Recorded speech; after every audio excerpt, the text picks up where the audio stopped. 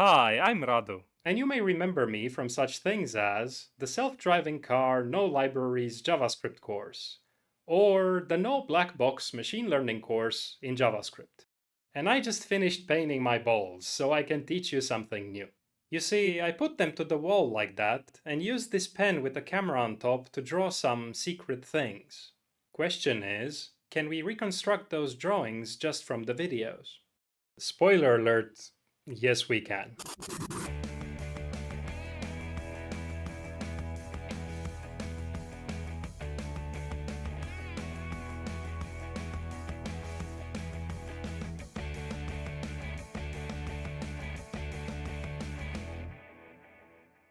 Now, during the summer, I organized this as a competition, and everyone did amazing work.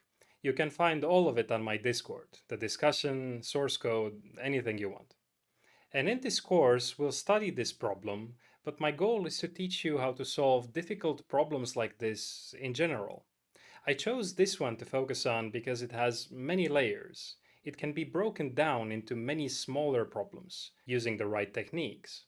I'll teach you how to identify these subproblems, how to prioritize them, and what to do when they're interconnected, how to isolate them so they can be worked on independently, and how you know if you did it correctly or not. These things took me literal decades to learn, and I'm grateful for all the guidance I had along the way, but I wish there was a more structured way to learn all that. That's why I'm making this course. Now, there are experts out there who can solve this problem by adapting an existing method. They master the terminology, the techniques, and practice them every day. In this course, we'll take a different path, building our own solution from the ground up using first principles. The goal isn't finding a quick fix, it's developing a thought process. Learn to use simple reasoning and the math you know from school to tackle tough problems.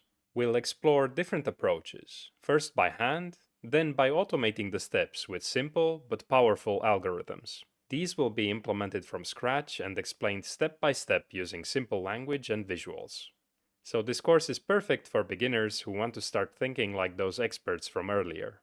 And the things we study here are used in the real world to solve many important problems. I give examples during the course, so you realize you do become more capable while playing with this silly thing.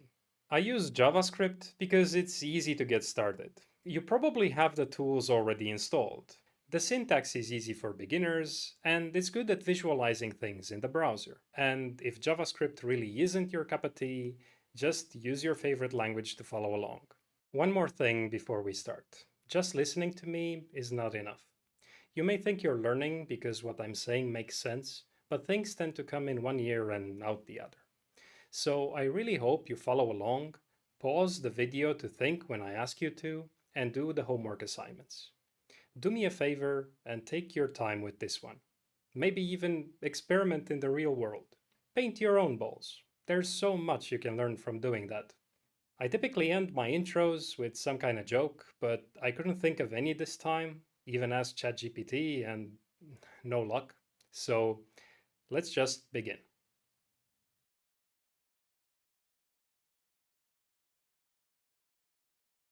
Before we start coding anything, it's important we understand the problem and think how to approach it.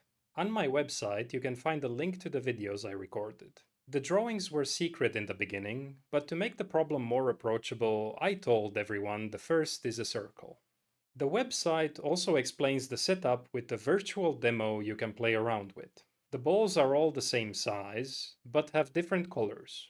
These two are horizontal, and together they all form an equilateral triangle centered here, at the same height as the pen when held up straight. Every drawing starts from this location, with the camera pointing at the center of that triangle. After that, crazy things can happen. Now let's play the first video, and we can kind of tell a circle is being drawn, right?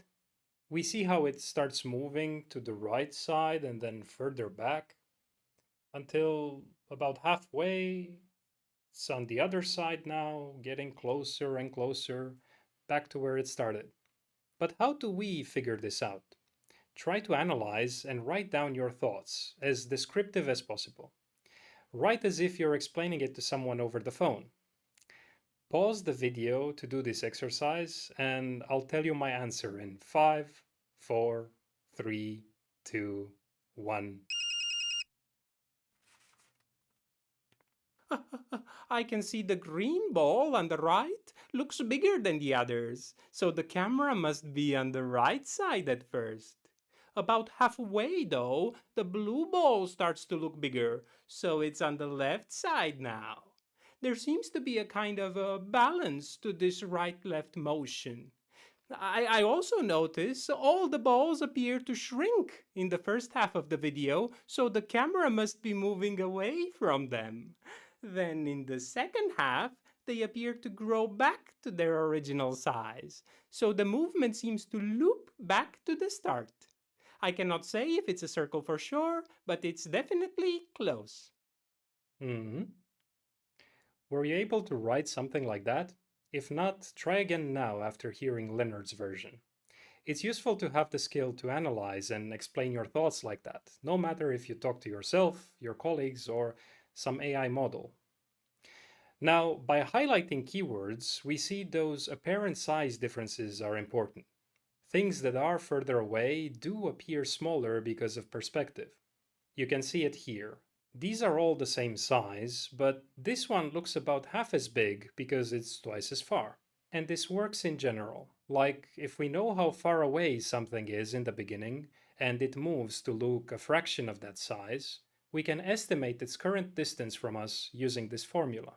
We have a good intuition for this, and that was clear during the competition.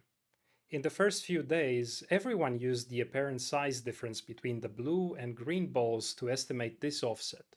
But to get this other one, they used different things. Minion Toby measured the gap between the balls. Yusuf measured the size of their bounding box. Danny from Denmark used the size of the balls as such and did some more complicated math to figure out the offset. What do you think of these? Would you do something similar? Or do you have a different idea? Pause the video and think what might be good or bad about these approaches. When the timer runs out, I'll tell you my answer. I think what Minion Toby and Yusuf did are the simplest to implement, but they hide a bigger issue. Things are indeed as expected when moving directly in front of the balls, but they get weird when moving to the side. Notice how the bounding box is no longer square, or how this gap is partially hidden by the ball in front.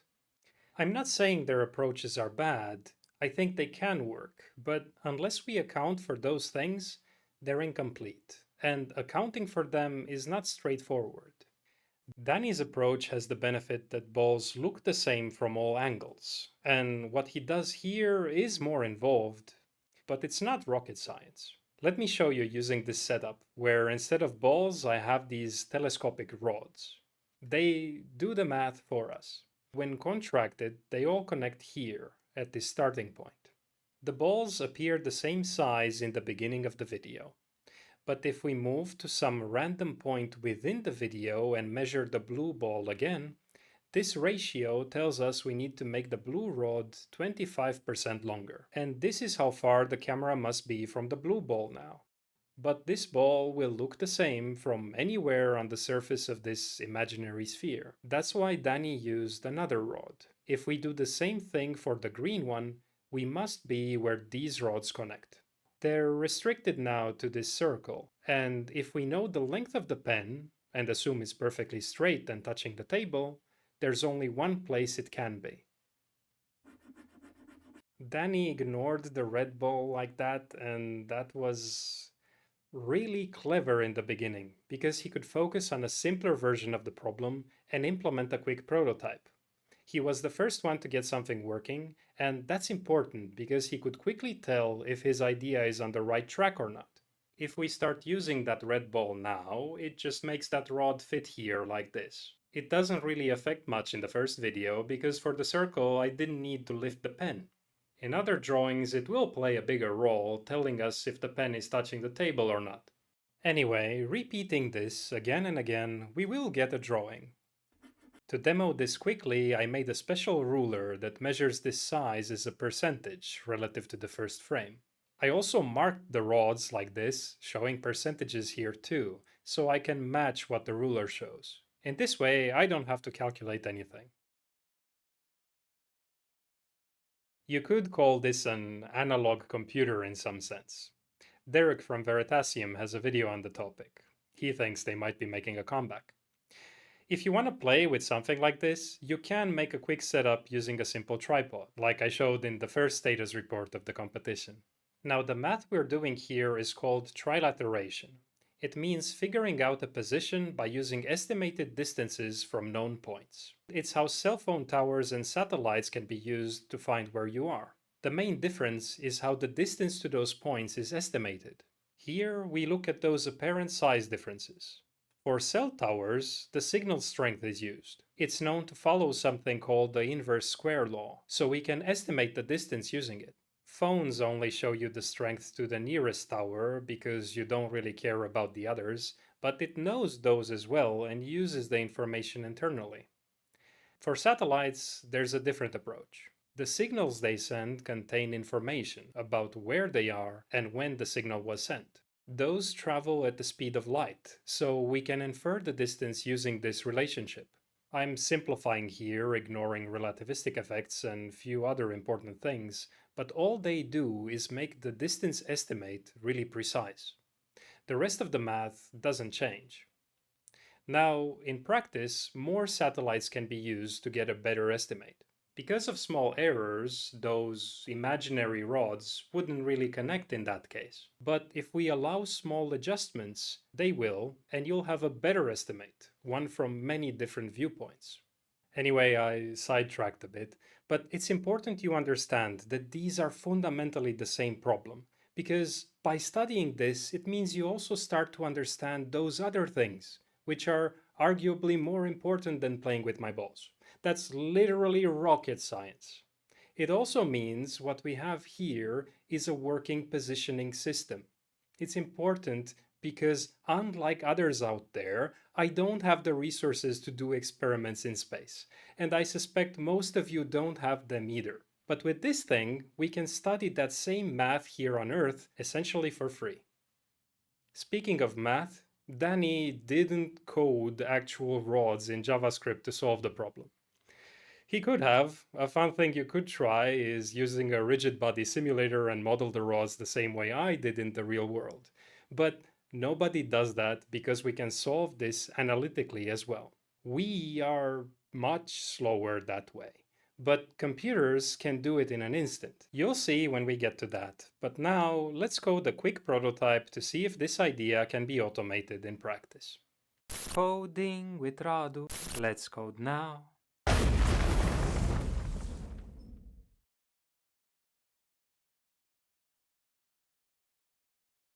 Have your editor open in an empty folder, and let's create our first file, index.html. This is going to contain basic HTML structure, so starting with the doc type and the opening and closing HTML tags, and inside let's add the head section with the title, decoding the drawings.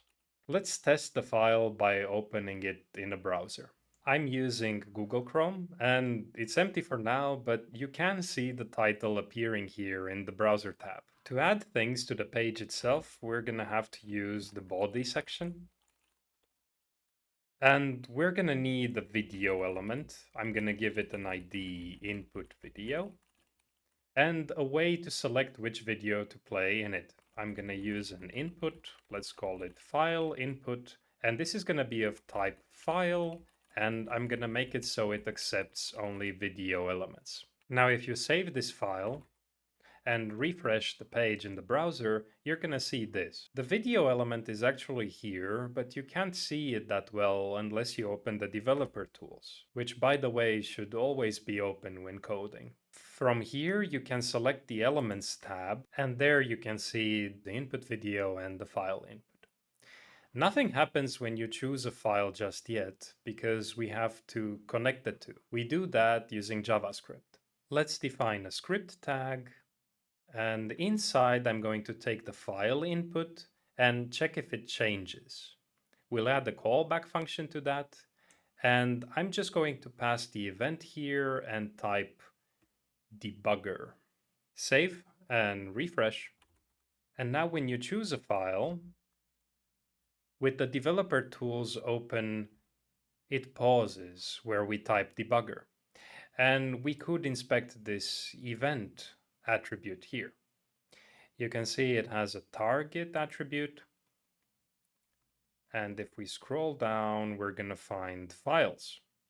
It's a list or an array where the first element is a file. It has some information here, like how big it is, when it was modified, and so on. So in our code, we're going to have to do that. We're going to have to reference the file from where we found it by debugging.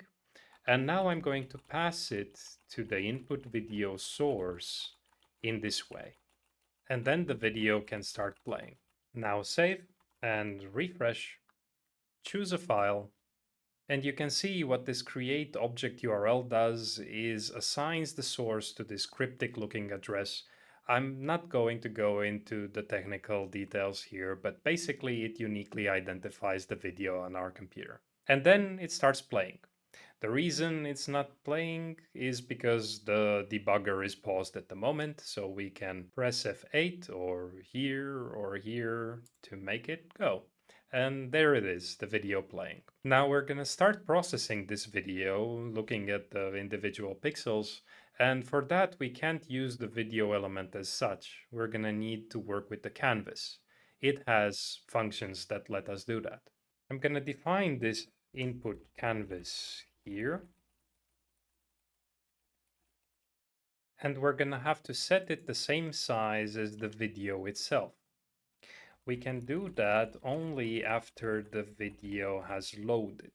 So we're gonna listen for that event and pass a callback function here like so.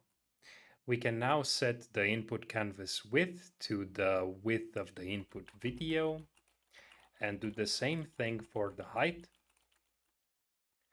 And after that, we are going to begin a loop where we're going to draw the video again and again over the canvas as frequently as possible. That will happen in its own function. I'm defining it here. And to draw on the canvas, we first need a reference to the context, the 2D drawing context that we can use to draw an image coming from the input video at 0, 0. And then to loop, we are going to call request animation frame, and we pass this loop as a parameter here, and it's going to call itself again and again many times per second. It tries to do it 60 times per second, but if this processing takes some time, then it could lag a bit. Now, we don't need this debugger up here anymore. Let's remove it, save, and refresh. Choose a video. And you can see now the canvas playing, same as the video pretty much. And the canvas does have the same size as the video. You can check these properties here in the Elements tab. Now we don't need the same thing showing twice, so we can actually make the video invisible using CSS. I'm going to go up here and type inline CSS, basically giving a style and setting the display to none. Save, refresh, choose a video. We see only the canvas there. The video is in the memory, but it's not appearing there on the page. Now this canvas here is quite big. It doesn't fit on my page nicely, so we can also make it smaller with CSS. And when adding more and more styles to the page, it's not a good idea to do it directly in HTML like this. We do it in its own file, like style CSS, and link it here, like so. To create this file in Visual Studio Code, you can control-click it. And now we can write canvas, and to the canvas elements, we are going to set the width to 400 pixels. Now save, refresh, choose a video, and we can see this canvas smaller there. But it's important to note that the original size is still that of the video. We are just making it seem smaller so it fits nice on the page. Now separating the code into files like this is what we should do for the JavaScript as well, otherwise it becomes unmanageable. So let's type here a script referencing main.js. Control click this to create the file. And I'm going to take the code from here. Inside here, save, and it works same as before.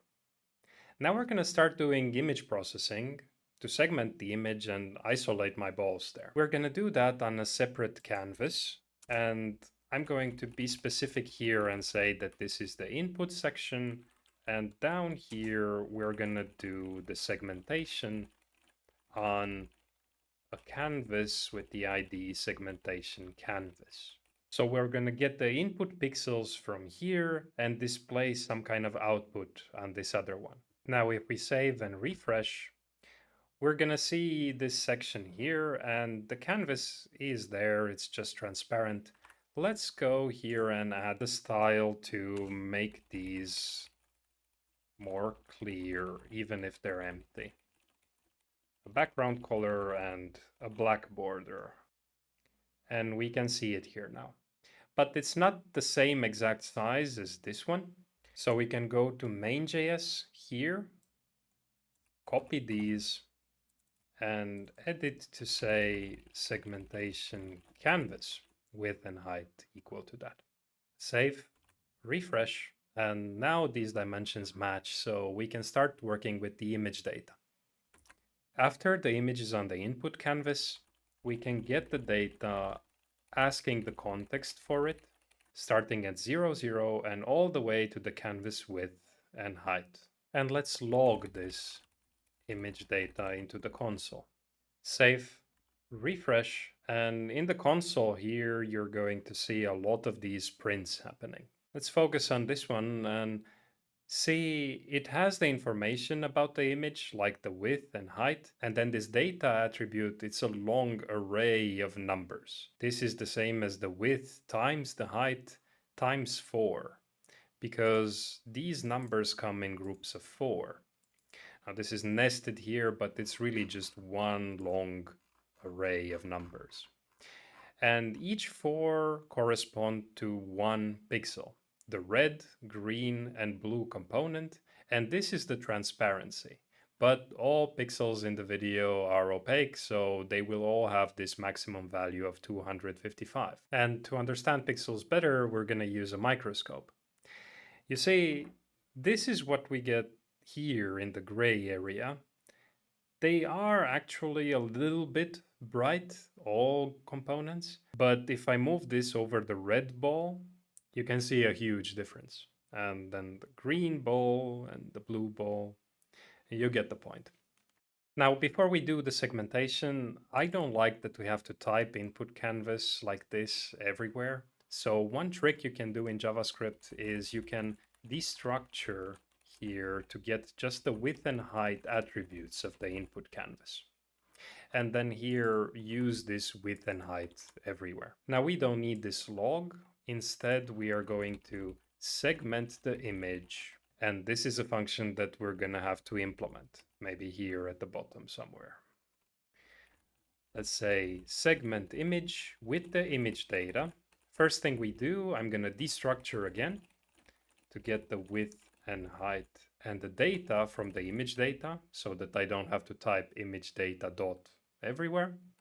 And then I'm going to take the context of this segmentation canvas so that we can display some processing on it eventually. Now the output data, I'm going to define it as a new image data with this width and height. And we're going to loop the original data coming from the input canvas like so. I'm going to skip here 4 by 4. And now I can access the red component like this, and the green component like this, the blue component like that, and the alpha component like that.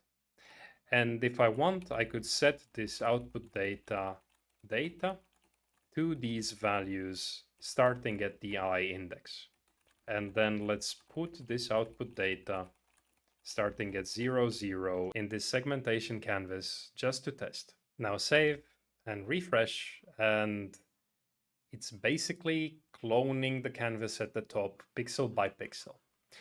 But we can do more things now. Like, for example, you could replace here this G and B with R and R. And what we get now is the red channel.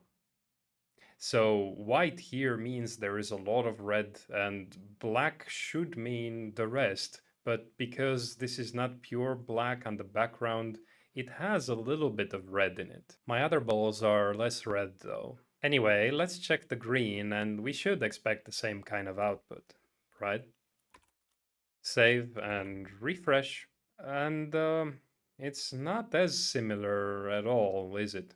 I mean, the green is still quite bright, but not as bright as the red was. And these are actually brighter than the background, like there's a lot of green in them, especially in the blue one. I'm always surprised by how counterintuitive this feels. Like, looking at the image above, I would say that those are green and red and blue and in the same amounts. But the computer thinks otherwise, and we're gonna need to account for that. Let's check the blue as well. Save and refresh. And it's more like the red, for sure, than what the green was there. So now the idea to segment the balls from the background would be to threshold somehow to keep just the pixels that appear more bright in these individual channels. We do that by adding a threshold here. I'm going to set it to a parameter with the default value. Let's just say 100 and see how it works. And here, after we get those original values, I'm going to define new values for red. If the original value is greater than the threshold, I'm just going to set it to 255, the maximum. Otherwise, 0. And I'm going to do the same thing for green and blue. So G, G, and B, B. And this is going to be now new R, new G, new B. We're not really using this alpha, so I can remove it from here and just type 255 here. Now save, refresh, and it kind of works for the red ball and the green ball, but the blue and some green combines because of what we saw previously, blue having some green in it. And that's going to be kind of hard to fix. We can play with this threshold more, like let's say put it 150. And now the blue looks okay, but the green starts disappearing from here at the bottom. We can try going maybe 125. And it's better, but still somewhat disappearing from here. Can try 110. And you're going to see that it's either one thing or the other. We're going to have to be a little more clever here. Let's inspect that green again. So the problem is there is quite much green here, but there's much more blue. I mean, look, if we take the microscope and check it out, blue is much more intense. So how about we calculate the difference? Like, maybe we go here and say a difference for green is green minus, let's be general and say red plus blue divided by 2. I'm gonna average these out. And now I'm going to pass this difference here to visualize. You can see that we get a much better result. So we can do the same thing for the others. Let's say a difference for red and the difference for blue. And now here we can check this red difference, green difference, and blue difference, and pass these values as before. So the new red, new green, and new blue. Save, refresh, and we still get a little bit of a problem with the green. But now we can just lower this threshold more, like maybe 80, and yeah, this looks pretty good to me. Next, we can measure how big these balls are by counting how many pixels we detect in each of these colors after segmentation. We can prepare an array for those, let's say RGB counts, and set each of them to 0. And now here we can say, let's increase this value by new red divided by 255. So this is going to give us 1 or a 0 essentially. And we do the same thing for index 1 and 2, or the green and blue values. And at the end here, we can return these RGB counts. So now here, when we call segment image, this function returns something. We can get the value like this, and let's log it in the console to test. Save and refresh, and this is the number of red, green, and blue pixels on each frame. They change all the time. These values are like the signal strengths in that cell tower example. You can think of the signals as how much light is reflected by these balls, and the camera is the sensor picking it up. These follow the inverse square law, so we could think of it in this way too and end up to pretty much the same thing. But let's stick to the original plan and calculate the width. Now, circles are more commonly represented by their radius, which is half the width. And in practice, it doesn't matter if you use the whole width or half the width or a quarter of the width. When calculating that ratio, scalars like that simplify. So let's use the radius because it's the easiest to get when we know the area or pixel count. The parent radii are going to be calculated from these RGB counts.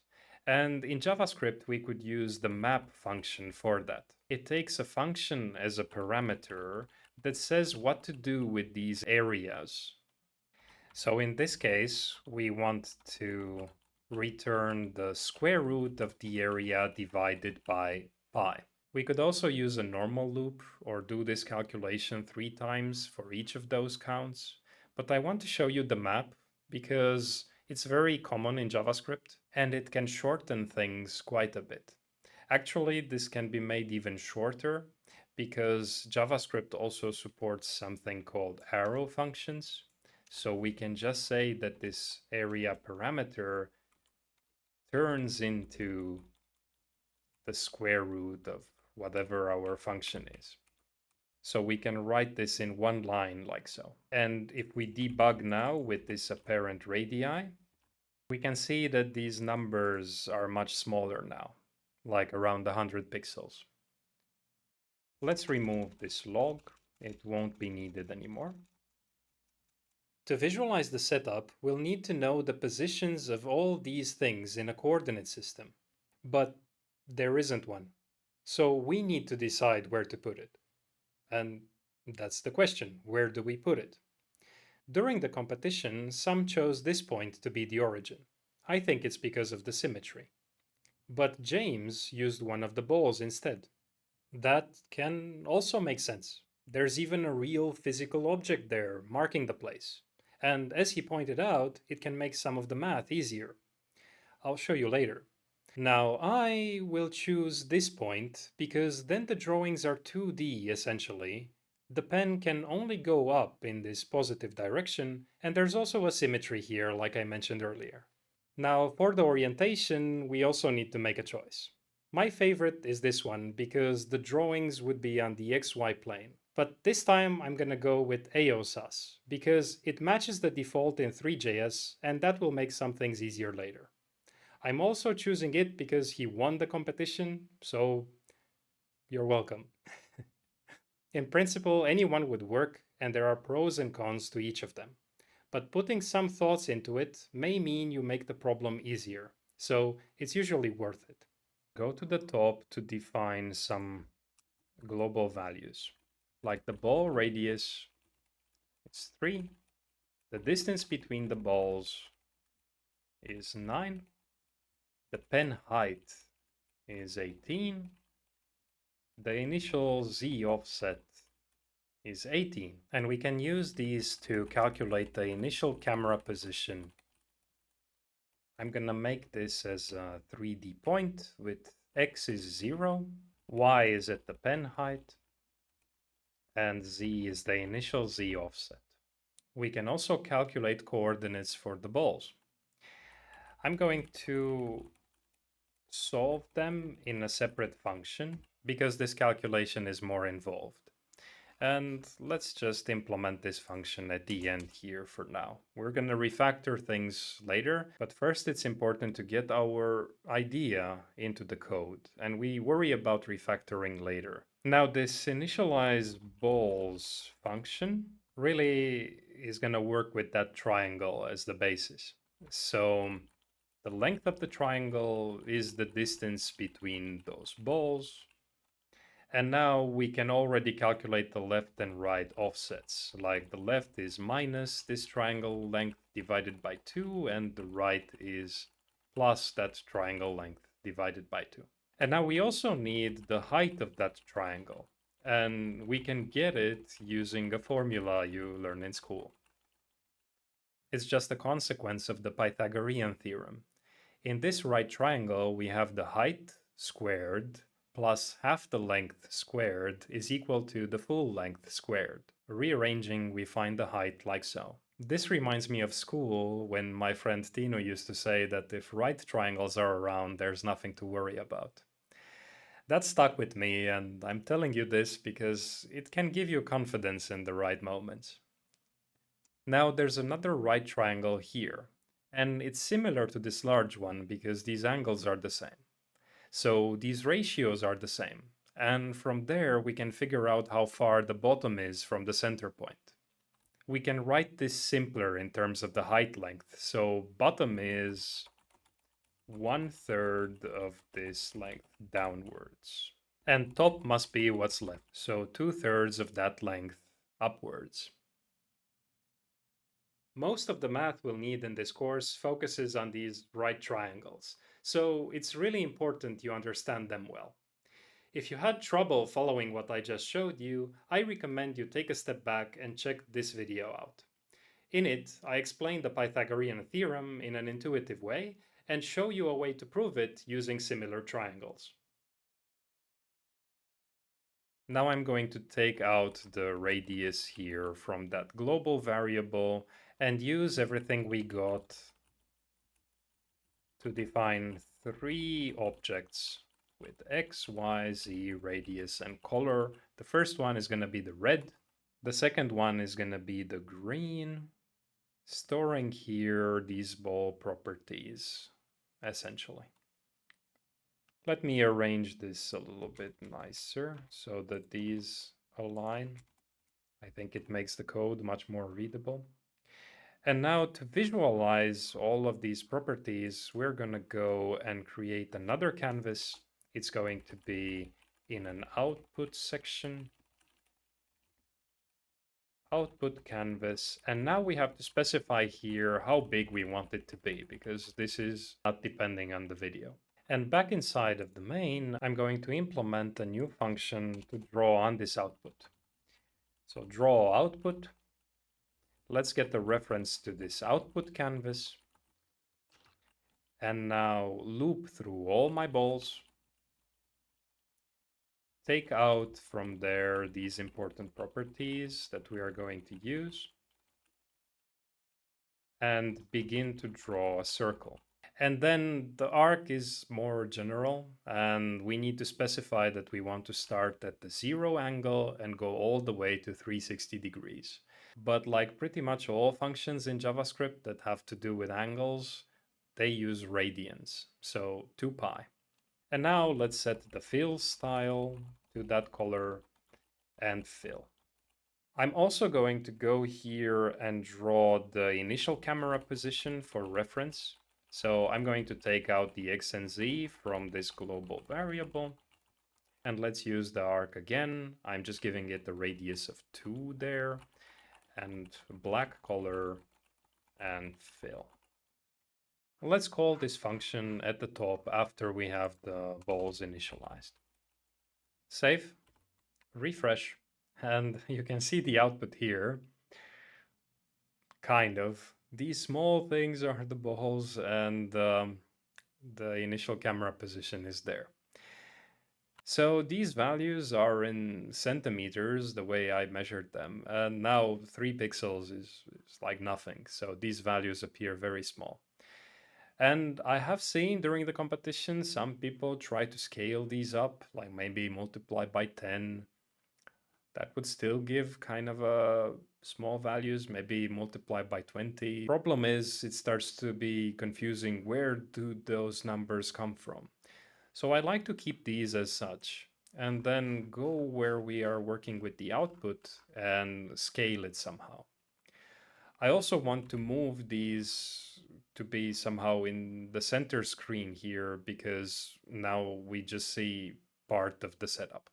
So for that, we can use these helpful methods. The translate can go to the output canvas width divided by 2 and height divided by 2. And to scale, maybe we just use 5 for now. Like, let's see how it looks like. Save, refresh, and the top view already looks nice. Actually, it's a bit confusing because from the top, the red ball should be the first we see. Maybe we do this loop in reverse. So starting at ball's length -1, greater or equal to 0, and I minus minus. Save and refresh. It's better like that. But actually, I think we said we work with the simpler version of the problem. So let's remove the red ball from the visualization for now. And an important thing, every time we work with these functions, restore the canvas so we don't forget it in this kind of transformed state. So I'm saving the state before doing this and restoring now. It won't do any difference at the moment, but when you call these functions many times or in a loop, then problems start to happen. So I always recommend remember to do this. And to make things clear, we can also write here that this is supposed to be a top view. I'm gonna do that before we start transforming things. So let's just say top view, and I'm gonna give it a small margin, maybe 5. And the text is actually cut a bit because of how the baseline is by default. I'm going to tell it to use the top. It's a little better, but kind of small. So I'm going to set the font to 20 pixels Arial. Okay, I think this works. And one more thing that could be improved, I think, is the contrast between the background and these is not that great. Some people might have issues seeing them properly. Let's set the background to white by drawing a white rectangle over everything. So we need the width and height, and let's destructure here so that the code becomes even better. So I take them like that. We don't need this here anymore. And at the top here, we start off by setting the fill style to white and filling a rectangle the whole size of the canvas. And we remember to set the fill style to black again, otherwise this text is not going to show. And now it's better, I think. Your first homework is to figure out the initial distance to the balls using geometry in this triangular pyramid. Scribble down how you got the answer and implement that formula in the code. You'll know if it's correct if the result matches what I'm going to show you next, because I'll solve the problem in a different way, using the Euclidean distance. It's a way to calculate distance between points. We know their coordinates, so we can calculate these lengths and use the Pythagorean theorem twice to get the length of this diagonal. If you want to learn more about it, including how it generalizes to higher dimensions, I have a video on the topic. But I won't insist on it because JavaScript has a way to calculate it already built in.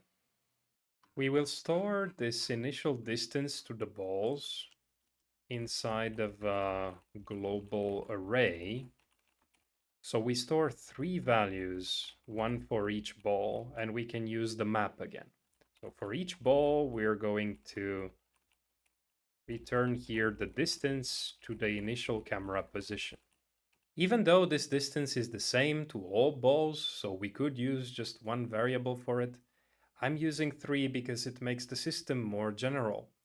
If at some point we have a different setup, then it's going to work without any other changes. And this distance function I'm just going to add here at the end. From 2 given points, JavaScript has a function for calculating the Euclidean distance. So we are done. Save and refresh. We can debug here in the console if we start typing that and see that the initial distance is 18 point something, which is a little bit more than the 18z offset. So it looks okay. We can also visualize these by passing them to the output. I'm going to take here this, pass it to the output because these are going to change eventually. So they should be a parameter here. And what we'll do is inside of this loop going through each ball, I'm going to copy this and do the same thing, but with this distance to the ball. I'm taking the component associated with this same ball. And then here I want just to draw the outline of the circle. So stroke style and stroke. Save, refresh, and there we have it. These lines are a little thick. Maybe we can set the line width to 0.2. And this dot is actually quite thick also. So maybe we make it 0.5. Okay, much better. And now we're ready to estimate the distances when the camera moves from there. So we'll need to know how big these radii are in the beginning, in the first frame of the video. And I'm going to store this information up here in initial apparent radii. Let's just set it to null.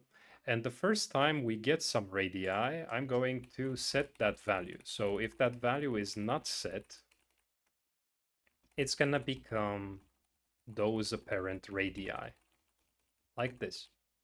And now the distances to the balls, just an empty array. We're going to do a simple for loop going through those apparent radii, like that, and calculating that ratio.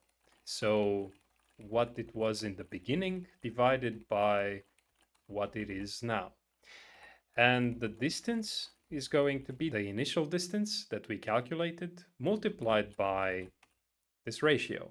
And now we can pass these to the draw output function call. But we have to take it from here. I'm going to remove it from here and just paste it here inside of our loop. So it updates on each frame with these new values. Save. And now if we scroll down here, we see these circles changing. This initial camera position is still showing there for reference, but you can kind of see this intersection point moving almost in a circular pattern. And now it's going back. Yeah, I can already tell we're on the right track.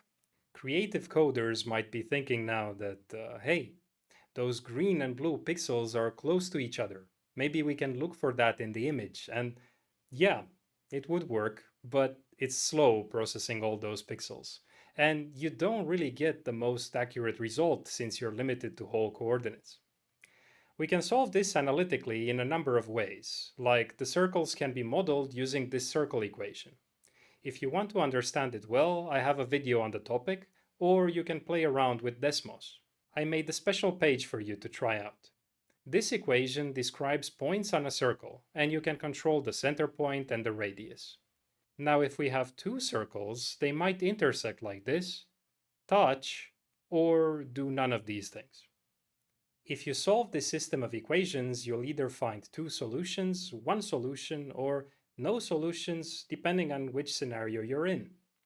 Your second homework is to tell me which one is it. Find the x and y for these And then consider these as parameters to get a general formula for x and y that we can use in the code. Meanwhile, I'll show you a geometric way to solve the problem, the same thing James did during the competition. We're gonna go here after we measured the distances to the balls.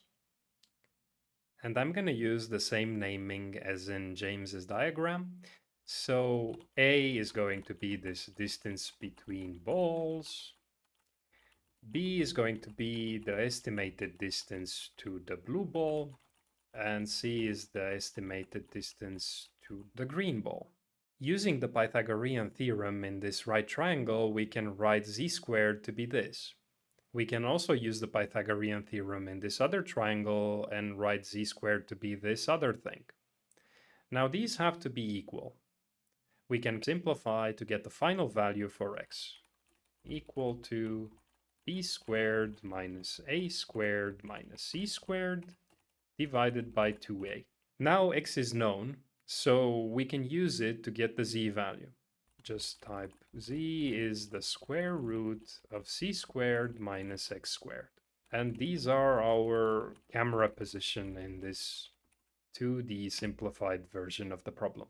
Let's pass it to the draw output function call here and update our draw output to have this camera position as well. So instead of this initial one, it's going to change. Save, refresh, and we can see here there is a kind of an offset to where the circles actually intersect. Now, this works for James as such because he chose his coordinate system centered on this ball. In our case, it isn't, so we have to account for that. And this is what I meant earlier when I said that sometimes choosing one coordinate system over another leads to simpler math or other benefits. In this case, I have to do more math to compensate for that. So adding here an offset. Save, refresh, and now you can see this dot is exactly where the circles intersect. Now this is almost the same thing I did with those rods in the beginning, with one small difference. This 2D simplification forces the rods to connect here, at this level. It means the pen gets pushed back slightly because the distances were estimated in 3D. It's not a big difference, so let's not bother with it now, but we did notice it, so we do make a note of it. Maybe at some point it becomes important. Let's collect all of these positions that we find and draw a path. So I'm going to go here at the top and say camera positions is an empty array. And every time we get a new one from this calculation, I'm going to push it to that array. And the output now is going to get this instead of just one position. So maybe we just call this path since it's going to look like a path. And here I'm going to loop through that path, and I'm going to use a for each loop just to teach you that these exist as well, and sometimes they can make things easier to read. They are actually a little slower than the normal loops, so be careful with that if you're looking for efficiency, but I don't care much about that in this video.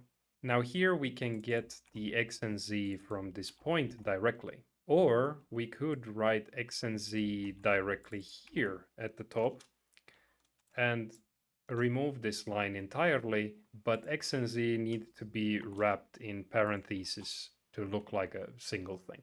And you can see the path appearing there now. We now have something that looks promising, so what do we do next? Make a choice. Pause the video and make a choice. It's a really important decision. I'm going to tell you my answer, so get ready for that. I know it's tempting to start analyzing this and figure out how to improve, but in that way, this spaghetti code becomes even worse. And then you're going to be tired, and you'll leave it like that. Even if you're the only one working on this project, you will forget many things about it before you open it again. And if you leave it in this state, it's going to take forever to get back up to speed. Fact of the matter is, now is the time to refactor when everything is still fresh in mind. Now, we won't over-engineer this, just the minimum I think is needed to keep things clear. But if you are interested in software engineering, check out Yusuf's code from the competition. He did many clever things there, like extending classes and other things like that. So to make the code better, we go up at the top here. Notice that all of these are parameters. These globals can go in their own file. So inside of index.html, we're going to define more files here. Maybe parameters.js. Control click creates this in VS Code. And I'm just going to copy from here this. And also the function to initialize the balls from somewhere down here.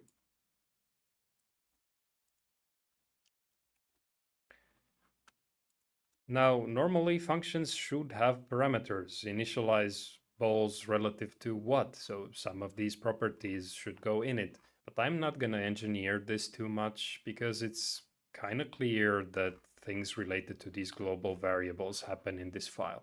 Now let's save main.js as well and see if things still work.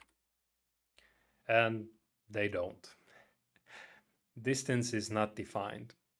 This is happening in parameters.js now because this distance function that we define in main doesn't exist yet. The order in which you include these is important. And in modern JavaScript, you can go around this by using modules and more software engineering stuff.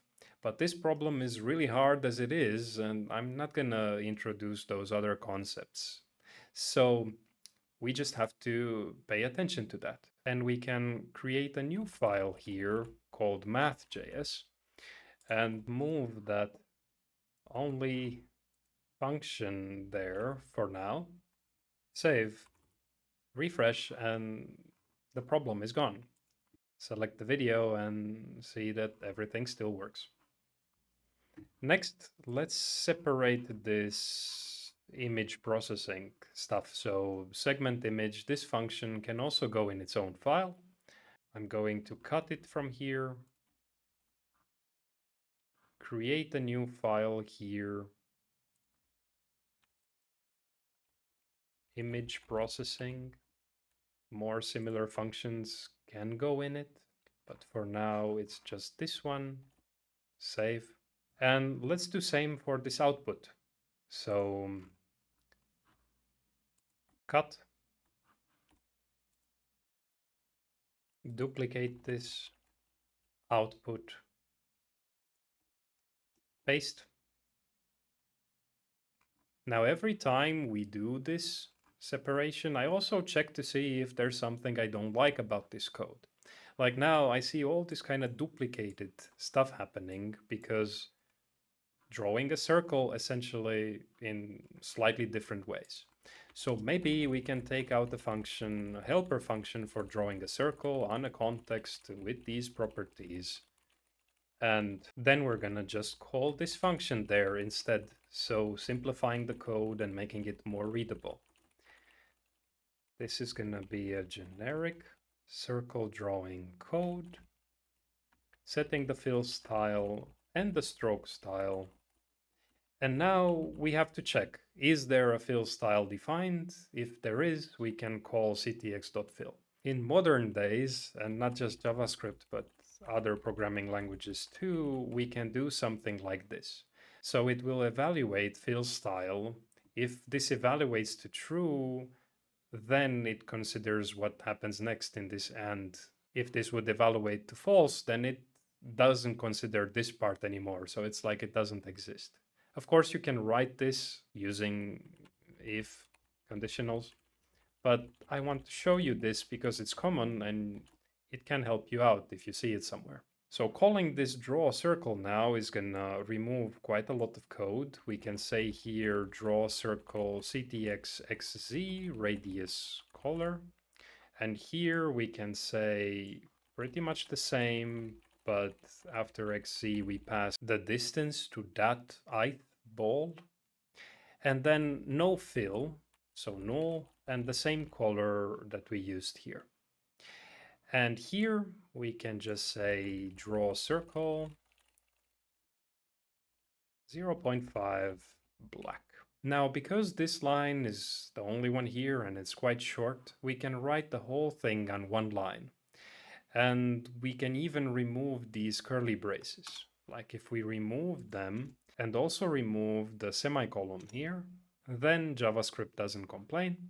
And we can just put this up here.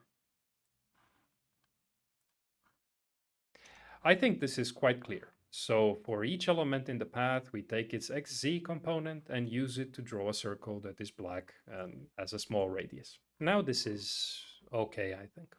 Let's close some of these unnecessary files, and inside of main, it looks much better already. Let's save and quickly test to make sure the changes we did still work. And they do. Great. So next thing is here. After we get these RGB counts, we started being sloppy and just added a bunch of code to this function, making it really confusing. Like, of course, you know what it does now, but imagine you come here after a week and try to remember all the things. It's time to make it clear. So using these RGB counts, we get the radii, essentially estimate the distances to the balls. So it makes sense that that can be a step, like the distances to the balls will come from this type of function. And then when we have these, this part is James's solution to estimating the camera position using the distances to the balls that we just estimated and the ones from the parameters. So another step is going to look something like this. And this is all we need in this loop, really, followed by collecting the positions and drawing the output. So everything else has to go somewhere else. And these steps are going to become very clear what really happens in the loop. We'll create a new file for all this calculation. Let's put it here, estimator, and in it I paste what we had in the main earlier. And here we can start defining those two functions. So estimate distances to balls from a given RGB counts. And let's return here those distances. And the next one, estimate camera position from distances to the balls. And here, return camera position, and remember to close the curly brace. Actually, we can return also this directly, because defining that variable just to return it doesn't make much sense in a function where the name of the function is essentially the same as the variable we just had. And up here, we could look at the math a bit and notice that dividing by pi doesn't really make a difference. It's just extra work. So removing it is fine. And this initial apparent radii, it's not clear where it's coming from, so we could take it here from the top of the main. Makes more sense to have it here where it's being used. Save and refresh, and everything still works. But one thing I don't like is that we always have to keep doing this, like scroll up and down and up and down. And may seem like a small thing, but if we fit this one here on the right, we don't have to do that. And that can save time when debugging. So let's do that. In index.html, I'm going to make a new structure for this. And group the input and the segmentation in a div so that it's going to eventually be on the left side. and then this output goes in another div on the right side. For this to work, I have to tell the body that it should go horizontally, and it's enough to tell it to use display flex this time. That's much better. And since I'm here, I can also change this font to be sans serif because it will make it look more like font here for consistency, and I like it more. There's still this warning here appearing on the right saying that we can get the system working faster if we do this. So let's do this. In main here, we just have to specify that we will be reading the image data frequently from that canvas. And the warning is gone. One thing that is a little bit not so nice is that I see kind of a pixelation here, and one solution to the problem is to just make this output canvas bigger. So maybe we can even double the size, 800 and 140, because everything scales to 40 pixels in width. This is just going to increase the pixel density. So the result looks like this now, and it's now too small. So we can go back to the output and essentially double these values. So 40, and when we scale, let's try bigger. I think the circles could be a little bigger there, maybe 15. Okay. And I think these lines can be a little bit thinner. This thickness can be smaller as well. It's important you do whatever you feel looks nice, because then you become attached to this software, and it's more likely you're gonna keep coming back and improving it from time to time. It's a psychological thing. We have a result, and it does look a bit like a circle. Now, I've seen many people in this kind of situation try to fix it by processing the output in some way, maybe averaging or some kind of smoothing. But the best problem solvers look for the root cause instead. Pause the video and think, what can be the reasons it looks like that? Think while looking at the video a few times. Give it a while, then come back to see if it matches what I got. My list looks like this. Do we trust my drawing skills? Is it really a perfect circle? Maybe that's just how I drew it and it's perfect already. What if I didn't put the balls exactly at those coordinates? Maybe small errors like that do matter. Why does this ball look like an egg?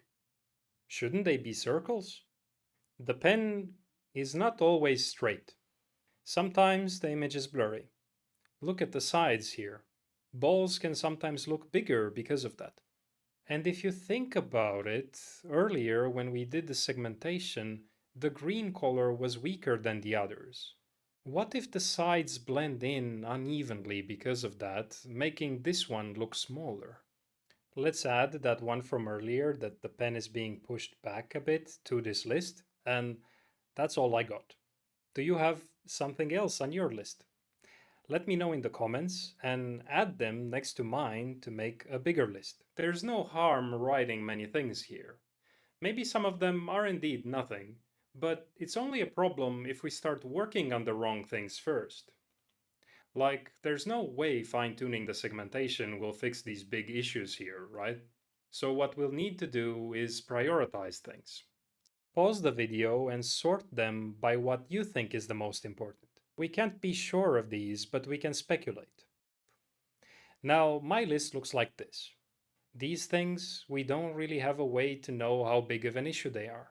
Maybe it's all my fault and the others don't matter much. You could try to make a similar setup and draw more carefully than me to reduce some artifacts.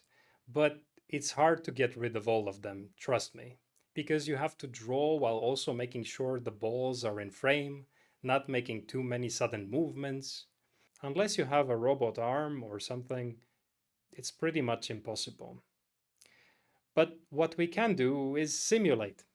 A clean simulation will give you the best possible outcome. Now, getting it to look exactly like my videos, matching my camera parameters, was seen as a downside during the competition, and very few people tried it. I think we do this simulation to better understand the problem, not to model my camera perfectly. And if the simulation lets us control some settings, that's great. It would be very expensive to do that in the real world. Many companies rely on simulations because of that.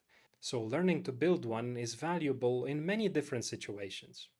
Another reason people didn't try to simulate is they thought it's too much trouble and probably not even worth it. Maybe it's my fault because I bragged about how accurate I drew those things, but anyway, let's see if it will be worth it and if I can change your mind. There was one person who did make a simulation. Bas even took first place for a while, and I suspect he could have even kept it longer if wanted. Anyway, I'm a bit sad no one even tried to use his simulation. I even demoed it in a status report, and I think it could have helped everyone better understand their methods. Now, to build a simulation, we'll use Three.js. We don't necessarily have to for a simple scene like this. We could just code a 3D environment like I showed you in the self-driving car course or my Slenderman Halloween livestream. But I want to get this done fast to show you that it's not too much trouble. Three.js is also popular when making 3D games or animations, so practicing it means you're gonna level up those skills as well. Think about it. Game characters have positions and rotations like the balls and the pen. Many things there are the same as here, and that's why I think Bus did it so effortlessly. Now let's learn to do it as well.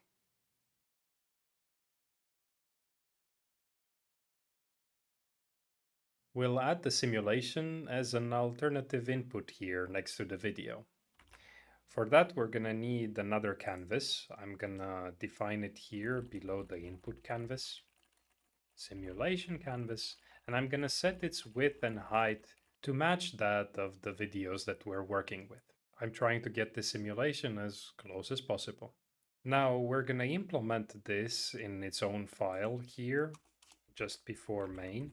Let's call it simulator.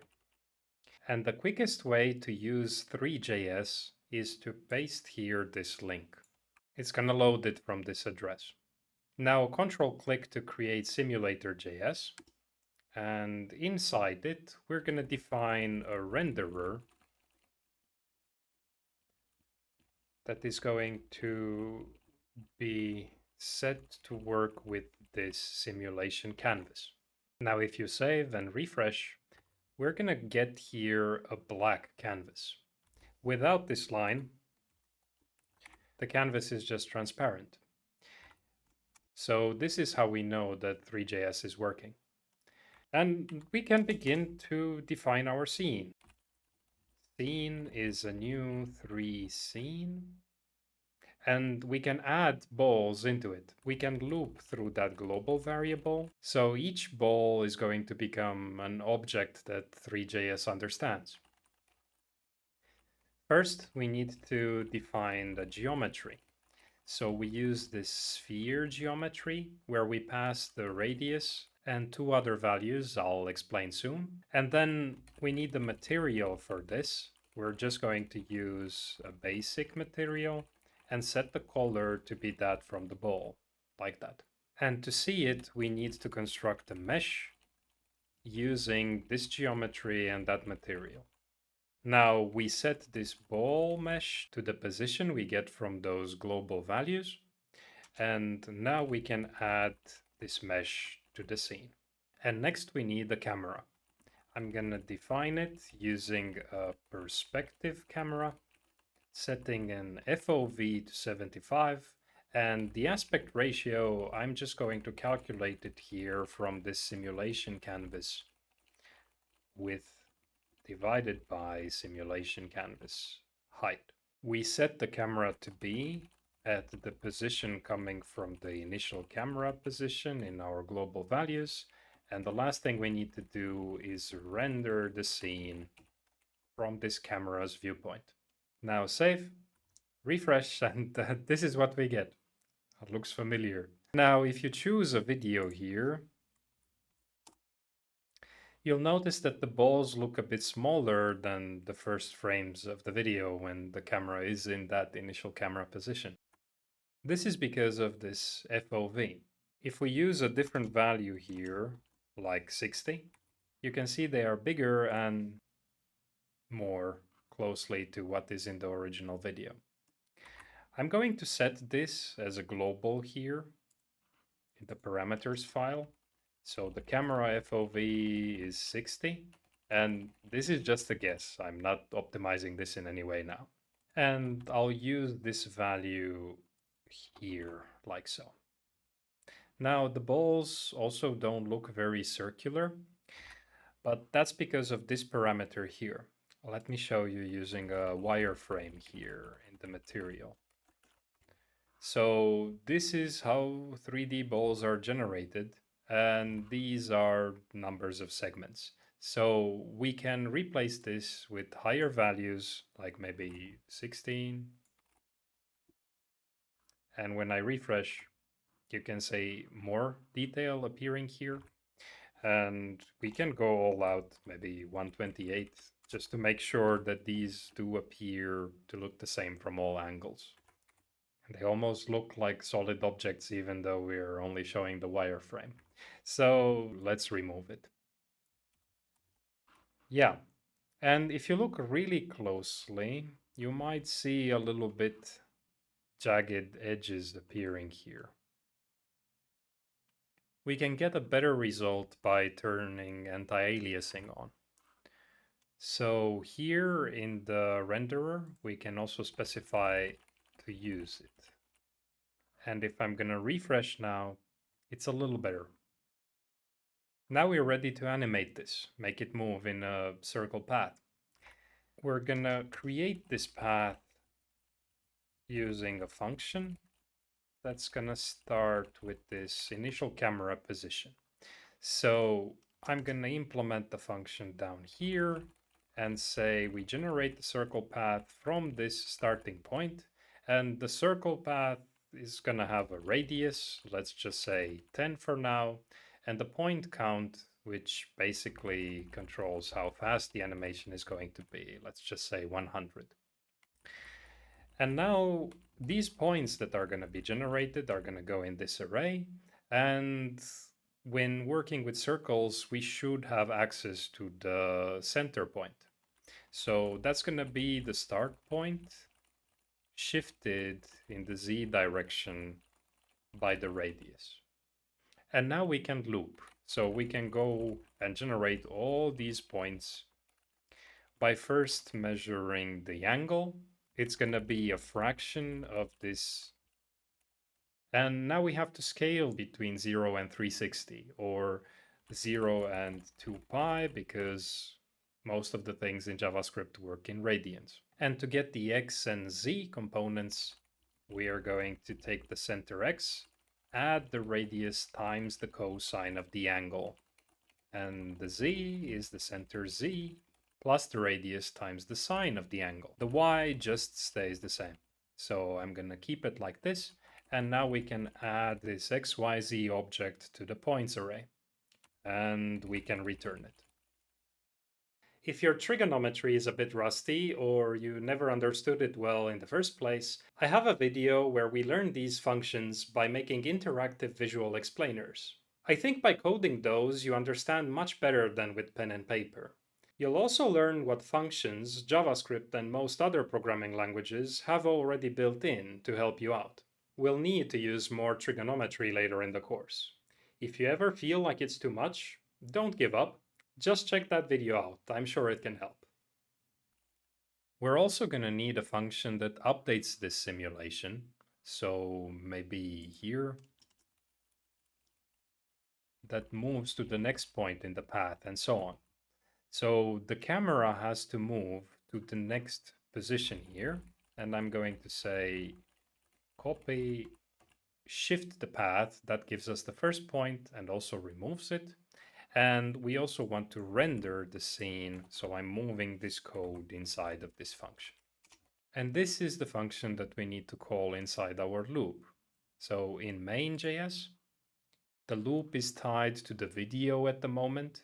So I'm actually going to comment everything here out until this part here. So we get the simulation working. And in it at the moment, we just update the simulation. And I'm going to call this loop as the page loads. So I'm not going to press any button for it just yet. And now if we save and refresh, we see something happening. Now the camera starts on the right side of the balls instead of just in front. So we need to go back to our simulator and subtract here 90 degrees or half pi. And now if we save and refresh, it looks like the same motion from my video. There's an error appearing here, but it happens at the end and is not really disturbing us in any way. So let's just ignore it. And here inside of the main, we want to get the rest of the functionality working with this simulation data. So what we would need is this kind of image data object coming from the simulation. If we could get it in some way, like maybe something like this, then the rest of this code can just proceed. This 3D canvas doesn't have a way to get the image data directly, but we can implement one ourselves. And to implement this function, we can go back to the simulator, and it's going to be a bit more technical, but I think you can manage. So the first thing we do is get the width and height of the simulation canvas for easy access. And now we're going to define a pixels array. We have to use this uint8 clamped array, the size of the width times the height times 4. You probably know by now why this is needed, but the type of the array is needed because otherwise the functions inside of the Canvas API won't work. So we just have to do it. Uint just means unsigned integer, 8, it's an 8-bit integer. Clamped means the values shouldn't escape that range and they won't. So it forces them not to. I don't want to get into details like that here. It just has to be that way. So now we can get the context from the simulation canvas, and we get the WebGL context this time, so not the 2D one, and it has a function to read the pixels. Starting at 0, 0, given the width and height, and now some more parameters that just have to be there, like that we use RGBA and that we have an unsigned byte here. A byte is 8 bits, so kind of makes sense. And the pixels. So this pixels array gets populated with the information that this WebGL context gives us. And now the image data, we can create a new image data with this pixels and the width and the height, and we can return it. Save and refresh. And it's so... Why is this so oval?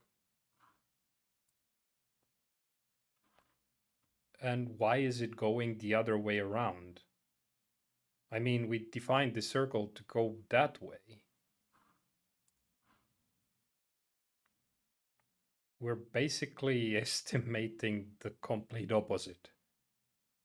Okay, time to focus and finish what we are doing at the moment. I know it's tempting to look into this, but there is still very much to be done here to support both inputs. And why is the segmentation canvas not showing anything? I think it's because it's not set to the proper width. So let's go here and set it to be the width of the simulation canvas. And we do the same thing for the height. Save, refresh, and it's upside down. Maybe that's the reason why this goes the other way around, but it shouldn't, because our solution so far doesn't know where the balls are. It just knows the size they appear, so putting it right side up won't make a difference. But the reason it's upside down is because those coordinate systems are different. We should flip it so everything makes sense, right? And we can do that a number of different ways. We can use some tricks to work with the canvas, scale with negative values or whatever. I'm just going to go the old classic way and flip these pixels one by one. So I'm going to add a comment here because it's really needed. And we're going to loop in the top half, like this. And now for the X as well, all the way to the end. And for each pixel, we're going to have to update all the RGBA components. So I'm going to do a loop here from 0 to 3 with I. And now let's get the index on the top side. It's going to be Y times the width plus X times 4. And now we add I. We're going to have to swap the pixel value at this index with the symmetric one on the bottom half.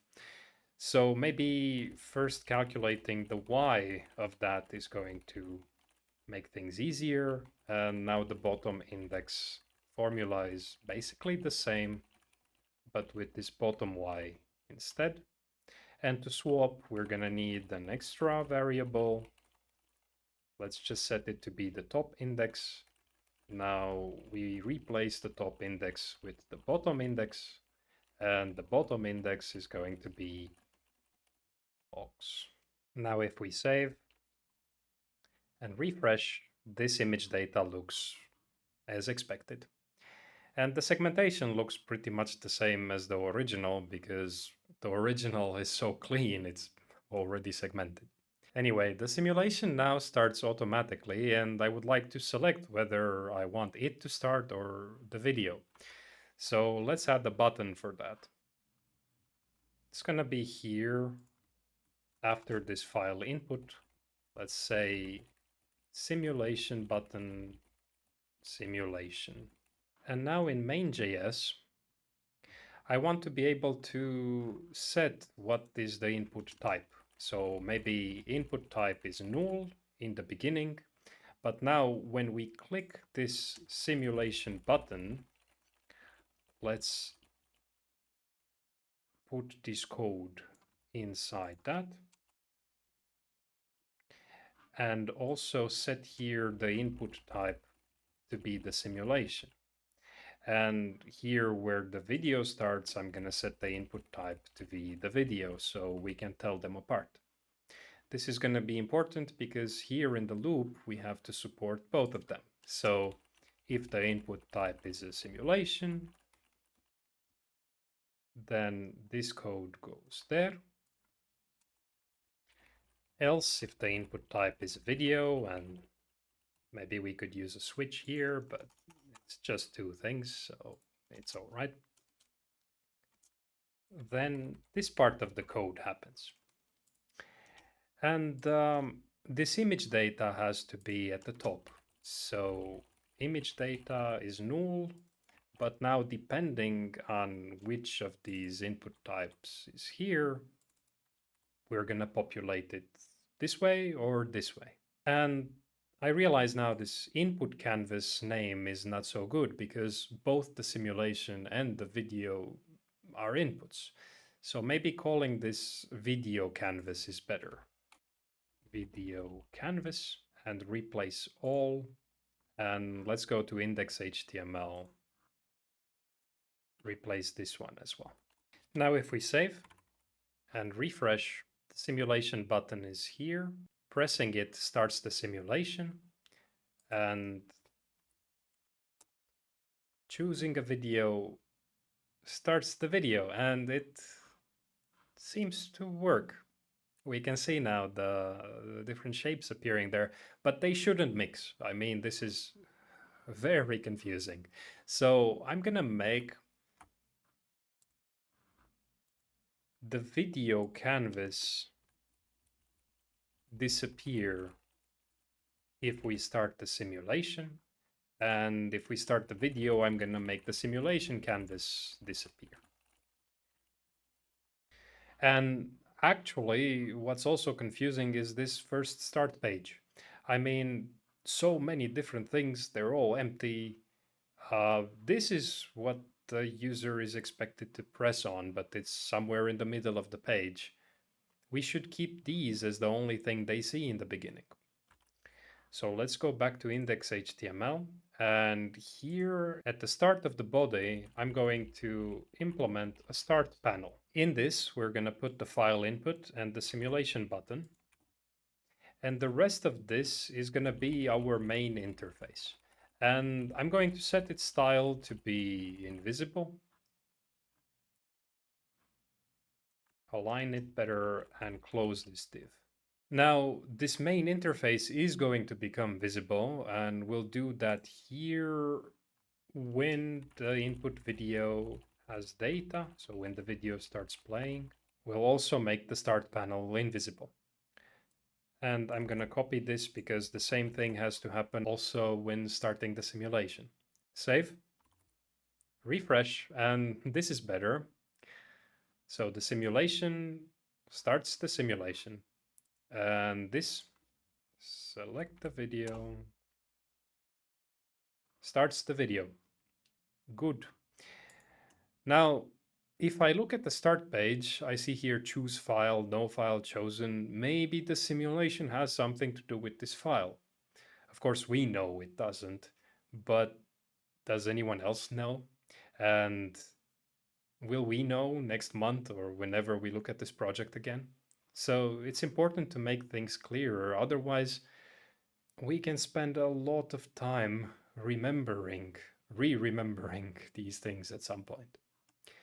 I'm gonna add a button that just says video and remove this or hide it basically. So next to this simulation button, I'm gonna put a video button. It says video. And let's hide that file input. It's still existing there. We will use it. So when the video button is clicked, it essentially clicks the file input. And now it's two clear things there. So the video opens that file choose menu, and it still works as before, but this is now clear that there are two options and they're not related to each other. I'd prefer if these buttons are in the middle of the screen somewhere. So in the CSS, we're going to define some style for the start panel. I'm going to give it absolute positioning and left 50%, top 50%. This moves this top left corner in the middle of the screen. So we should also translate with minus half the width and half the height. And now they are centered. And for this main interface view, before we used to have a small gap there. I wonder what's up with that. In the elements section, we can experiment with different styles here. Maybe justify content space between. I think the width should be 100%. Yeah, so these styles have to go to the main interface as well. Main interface, justify content space between with 100%. And now when we refresh, it looks as before. Why is it doing that? Okay, almost there, almost there. Still to do something with this input, because now the input is doing so many things. It really needs to go away from here. It's making this main file so long. So in index.html, I'm going to prepare a file for it. Input.js, control click to create it.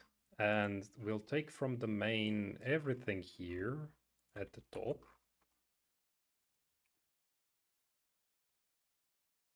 Yeah. And then the loop, all this crazy part from here is something that the input should really take care of. So we go to input.js and let's say get input image data. So it's either going to get the one from the simulation or from the video, depending on the input type. And then it's going to also return this image data, like so. So in main.js, we can just type here image data is get input image data, and we can read this file without knowing exactly how it does it, but if we ever need to learn how it does it, it's in input.js. So save, refresh, and simulation. Well, in the video version, I try to point the camera at the center of the balls. Maybe that makes a difference. Well, let's see. It shouldn't, but maybe it does. So in the simulator, after we update the position here, we could also tell the camera to look at a vector with 0 pen height and 0.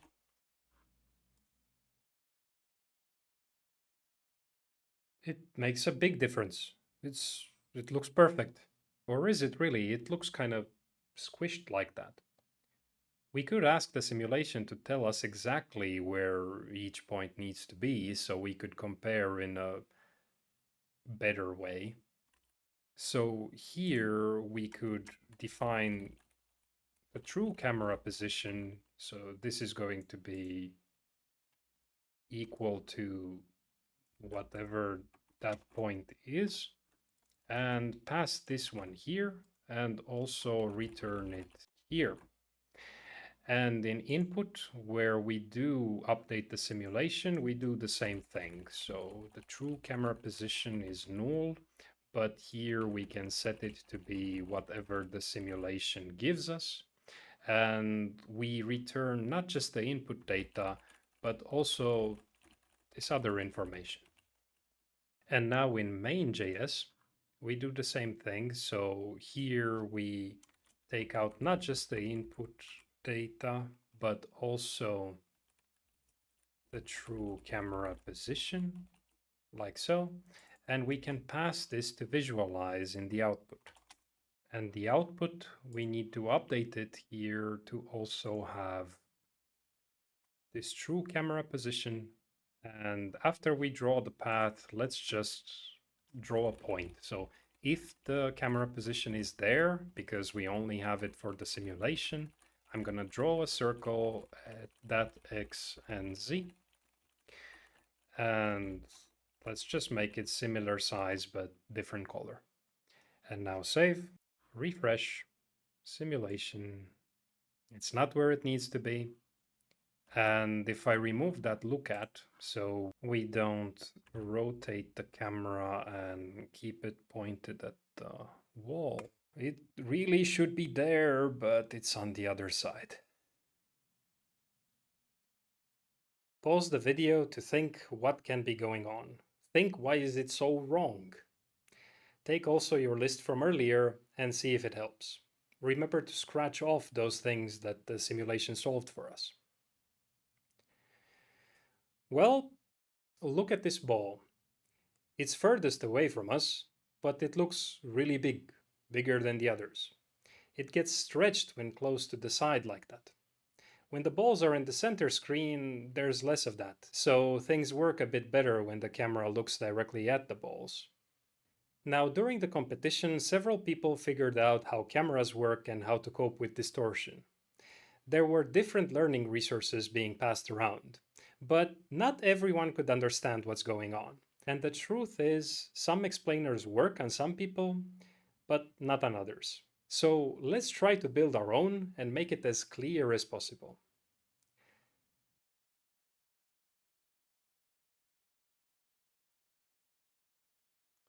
Cameras are boxes with a small opening in front where the light goes in. Nowadays, there are crazy ones with all kinds of lenses, but I didn't use anything special like that. You can make a simple camera yourself with no lens at all, And you'll see the same kind of stretching happening along the sides because they project on a flat plane. Now, making a 3D explainer for this is a lot of work, and they're not very good in my experience. You need to spin them around until it becomes clear what you're looking at, and if you want to show it to others, it's very hard to be on the same page. So we'll make it 2D, but without loss of generality. I mean, the ball can be anywhere, and what we'll visualize is the plane that slices through the ball and passes through the center screen like this. We're going to implement this visual explainer in its own HTML file. So let's create it here, explainer HTML. And similar as before, doc type, main tag, head. Let's call this pinhole camera model, because that's the technical term of what we're trying to figure out. And in the body, I'm just going to add a canvas. And let's open this file to test. We don't see much. The title is there only, and if we open the developer tools, the canvas is there too. Let's add it some style.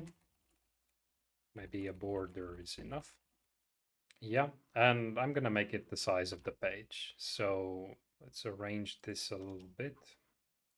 I'm not going to use external files for this one because it's just prototyping something to figure out if we can do anything useful or not. And to access this in JavaScript, we're gonna have to give this an ID. And now we can begin our script tag here. Let's take the CTX from the canvas and the width and the height. I'm gonna extract these like so because they can be very useful. For example, when we draw our so-called pinhole, it's gonna be in the middle of the canvas, and I'm just going to use an arc at that location, and let's just make it a small 5 radius full circle like so. There it is. Now this is supposed to be a hole, and the only way light can get through inside a box there. So I'm just going to draw a horizontal line.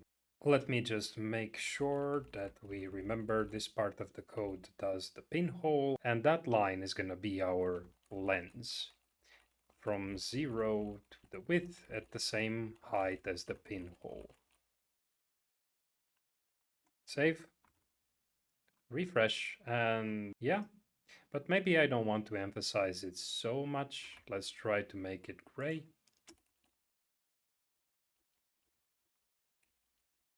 And actually, if this is supposed to be a hole, maybe it's better if we draw it white so it really looks like a hole. In that way, later we can also draw things going through it and it's not going to block them. So it might make things more clear. So the pinhole, we make it white. And now maybe we can make this a little thicker because otherwise we don't see it so well. So let's give it 2 pixel line width. Save and refresh. Yeah, that's better, I think. And now the focal length, how far the sensor should be. Let's define this one up here. Let's say 200. And the sensor is going to be defined using this. So same X as the pinhole. The Y depends on this focal length, and it's going to have a width, how large we want it to be. And here in the drawing area, maybe just above the lens, we're going to begin a path, move to the sensor X minus half the width, and we do the same thing line 2 with plus half the width, and we stroke. Okay, now I think the sensor is more important. We should emphasize it more. So I'm going to go here and say line width is equal to 4. I think that's much better.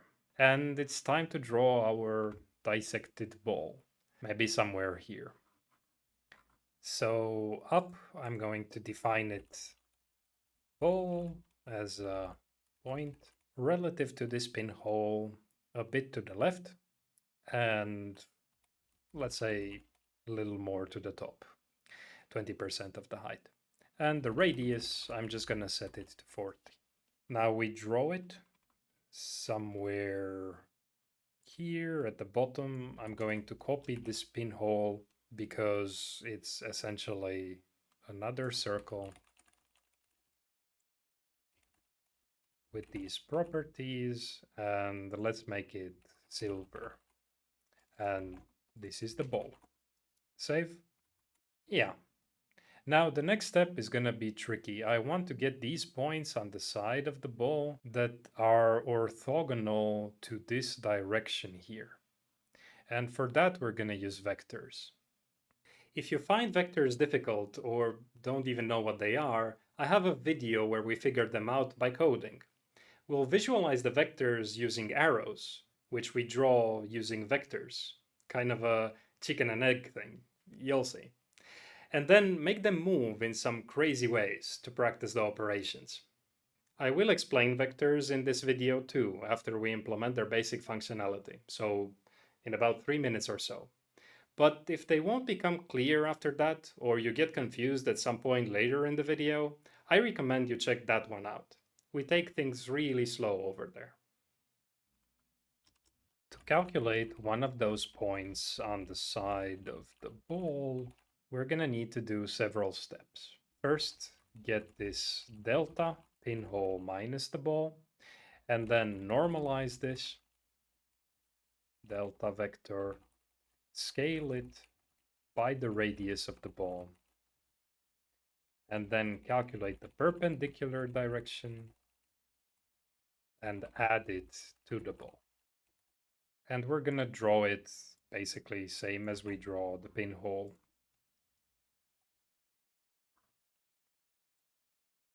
But with point X, point Y, and let's make it black.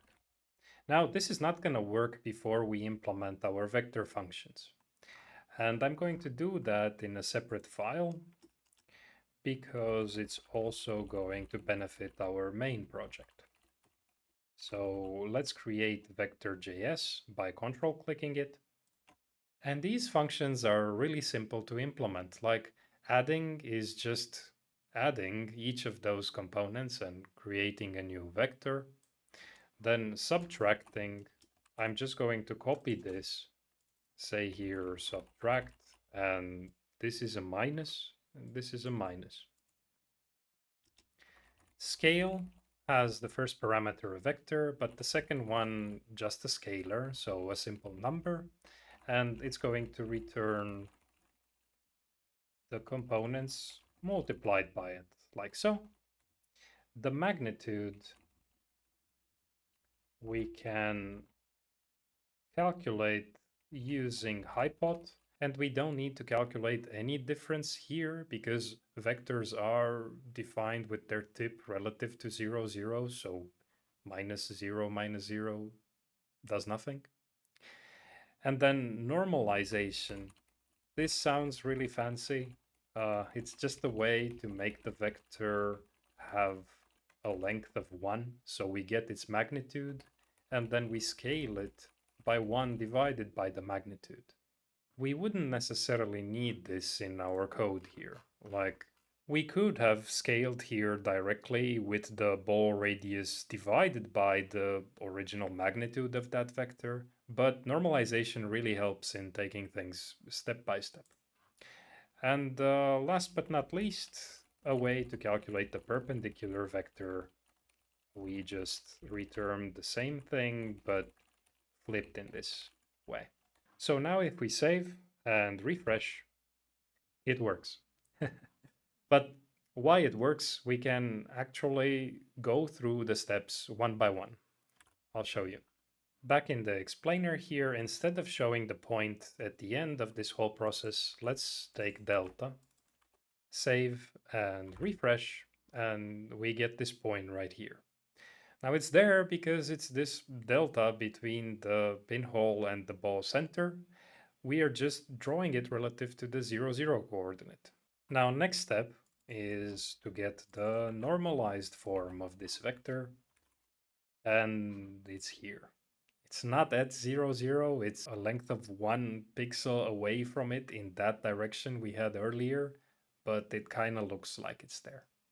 Then when we scale it by the ball radius, you can see that the original direction is preserved, and this magnitude here, this length, is the same as the ball radius. Now the next step, the perpendicular, makes the point disappear. That's because it's off screen there to the left. To make the next step a bit clearer, I'm actually gonna not do this perpendicular operation at the moment. Instead, I'm going to add here to the ball the previous scale vector and show the end result. So you see we got a point on the ball in this specific direction because we translated by the vector corresponding to the position of the ball. And now if we do add this perpendicular back in, you can see the point because it's not off screen anymore. It's relative to the center of the ball because it was translated as well. I hope this was clear. If not, please check that other video because it was made for those who haven't really seen vectors before. Now let's get also the point on the other side. For that, we can say here we want points on the side of the ball, and let's copy this with point A. Point B is the same, but we just subtract here, for example. You can also keep the addition and scale that perpendicular vector by -1 for another example. And here we can do this, save, refresh, and we have both those points. I would like to draw these kind of rays coming from here, going through the pinhole. Let's make them go to the pinhole first. So here I'm going to begin a path, move to the points X and Y, and line to the pinhole X and Y, and we stroke. Nice, but let's try to give this a different style. Let's make them black, same as these points here. Maybe a little bit thinner. Maybe we make them as dashed lines. Let's set the line dash to 2 pixels for the dash and 2 for the space. And I recommend we always clear the line dash after we do the drawing because it might affect other future drawings as well. This is okay. And to draw this all the way, we are going to use vector operations again. So let's define that ray as this difference, pinhole minus the point, and we should scale it to go outside the screen. But because the ball and the pinhole can have any kind of relationship to each other, it could be that the scaler you choose doesn't always make it go off the screen. So it's one of these times where normalizing gives you more control over it. So normalizing the ray gives us a ray with a unit length. And now maybe we decide on a magnitude or a length that is large enough, like the width of the screen is long enough to go off screen. And we can calculate an endpoint by adding the pinhole to a scaled, normalized vector. It's okay to write multiple operations on one line like that. So we take the endpoint, we put it here instead of the pinhole, save, and now it goes all the way there. And we see that the ball doesn't really appear on screen, not all of it. Part of it lands outside the sensor. We can also experiment a little bit and notice that if we make a smaller focal length, then it would fit. Or if we would keep the focal length the same as before, but increase the length of the sensor, it would also fit. I prefer this because it kind of looks like we are using much of the space. And thinking about different lengths, we can actually already see why different ones make the ball look smaller or larger. If we look in this triangle, we can even figure out the relationship between the focal length and the FOV. I'm sure it's gonna come in handy later. But now I don't really like these points visualized like that. I much rather had a line here showing like the diameter instead. So going here where we draw those points, I'm just going to remove it. And let's copy a line, maybe the one from this lens, and do it before this for each.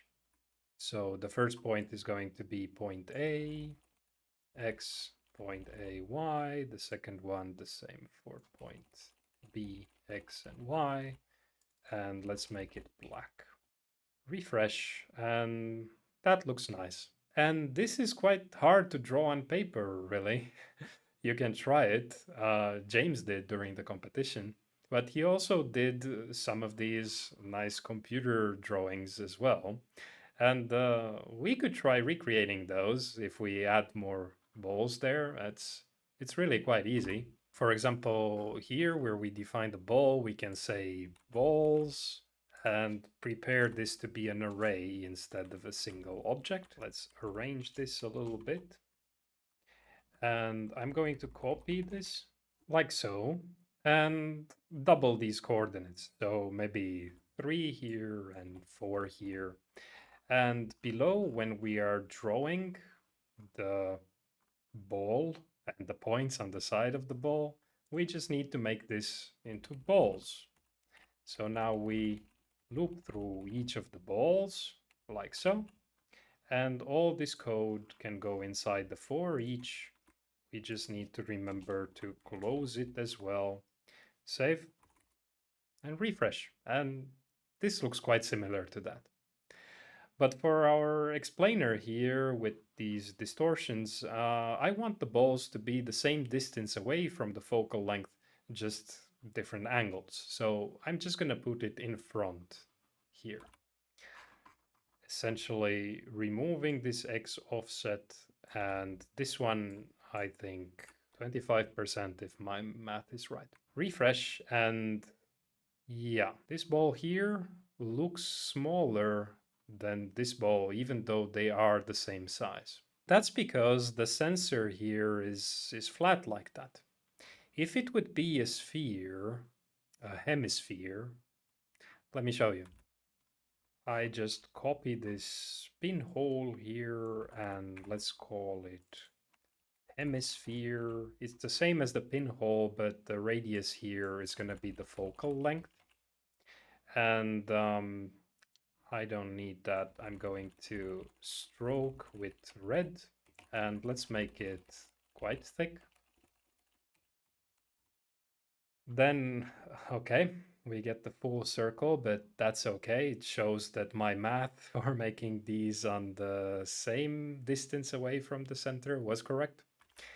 Half a circle here, or in 3D, a hemisphere. And now, if we look at these, they are the same size, and that's going to be the solution to our problem. Imagine bending the hemisphere like that.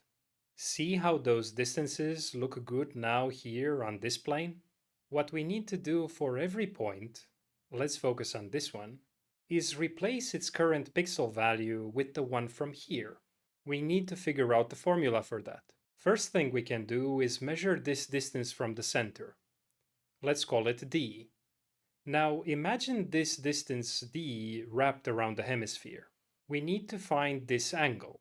Let's call it theta. The full circumference here is 2 pi times the focal length. But we're only interested in a fraction of it. To get the angle in degrees, we'd multiply by 360. But for us, it's more useful to get them in radians, so we multiply by 2 pi. Now this d prime is the thing we really need. It tells us where the source pixel is, where we need to get the information from. In JavaScript, we can calculate the tangent of theta like so. And the tangent is also the opposite divided by the adjacent lengths. So to find d prime, we multiply by the focal length. To implement this in practice, we need to remember this is just a slice and the whole thing is 3D. But that part is straightforward, I think. We update to get d using these two side lengths. Then we pretty much have d prime already and can use it combined with this other angle phi to get the source pixel coordinates. All of these animations were made with a slightly more advanced version of the explainer. Your third homework is to try adding more features into yours and let's have a competition. Send me your versions and I'll demo my favorite around Christmas. For credits, I expect it to be at least interactive. Make it possible to move the ball with the mouse and change the focal length with the scroll wheel. Just those things make it already far more useful. You see, people like learning interactively like this. It's why apps like Brilliant are so popular. And if you like what they do and become good at this, maybe that's a career option to keep in mind. They seem to have openings.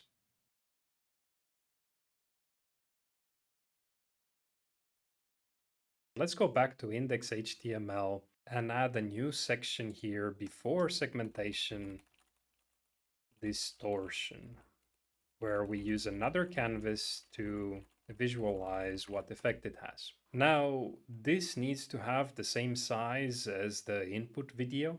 So we need to go to input.js and pretty much set it in a similar way as we do with this segmentation canvas. Distortion canvas. And there's a different one here for the simulation. Both of these need to match so we don't have surprises in the future. And duplicated code like this is a way to have more surprises in the future. Let's go to main.js, and what we'll need to do is get the distorted image data and pass it here to segment image instead. So everything then works with this distorted version. And this is the function we need to implement in image processing.js. Let's do it here at the bottom. Distort image given some image data. We take out the width, height, and data from that image data. The CTX, we take it from the distortion canvas, like so, and we start preparing the output data for debugging. Same width and height. And now we're going to loop through this, going through the pixel coordinates from 0 to the height and from 0 to the width, like so. We're going to need the center of the screen as a reference. So half the width and half the height. Actually, this doesn't depend on that, so let's move it at the top here. No reason to calculate it in each of those loops. And then dx and dy are going to be used to get this distance from the center point. So d is hypot of those differences. And then for theta, it's 2 pi times d divided by the circumference. It again doesn't depend on x or y, it's just depending on the focal length, which is necessary to be a parameter here. We'll worry about that later.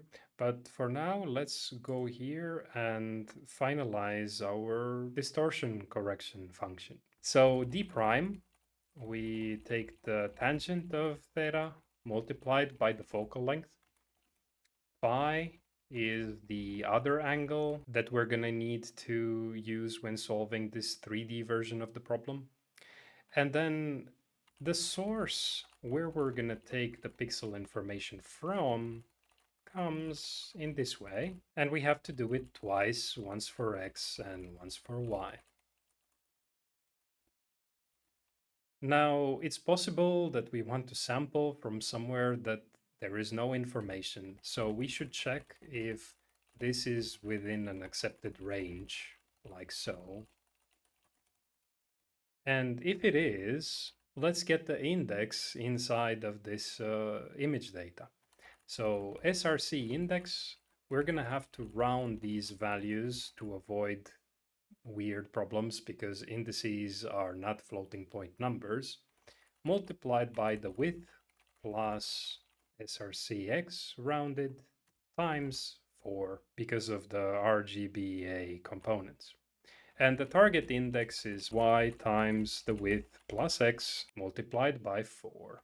Now all those RGBA components have to be modified, so I'm going to loop here through all these values and set the output data to target index plus I, coming from source index plus I. And at the end, when we have the output data, we just put it on the distortion canvas and return the output data. Now this will work when we pass a focal length, which we'll need to define in main.js after we read the image data, because it's going to need to be in pixels. And we will use a helper function for that, transforming the FOV from the parameters with the height of the image data. And then we can pass it here to distort image. Now let's save this and go to our math.js file to write these helper functions according to what we discovered earlier when playing with the explainer.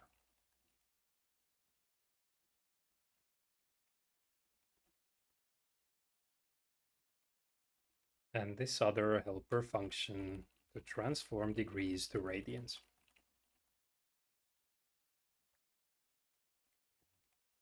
And now let's save, refresh, simulate. And it's better than before. Remember, this is the one that used to be completely flipped. But it's still not perfect. What we've implemented here is the same as the azimuthal equidistant projection we see in maps. It's not a very common map projection, but it has applications, like if you study earthquakes or aviation. So practicing this means we just got a little better at understanding maps as well.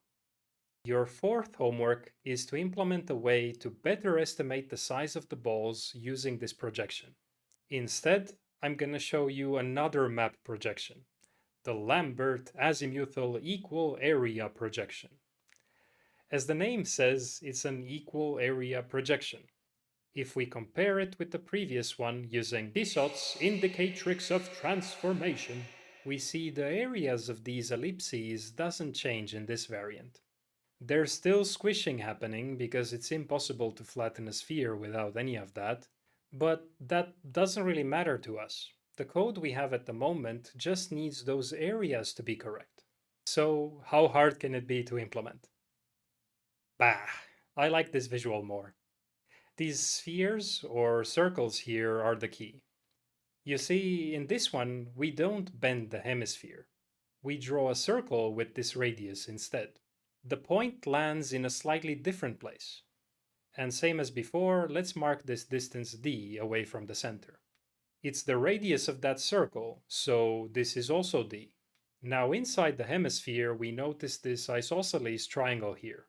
Half of it is a right triangle, and this angle here is half of what we need for all that previous math to work. Now the sine of that angle is half d divided by the focal length. To get the angle itself, we use the inverse sine function, or the arcsine. But this is just half of theta, so we need to multiply it by 2 as well. So let's try this other formula here in image processing. Instead of this theta, we're going to use this other theta. Refresh. And Wow.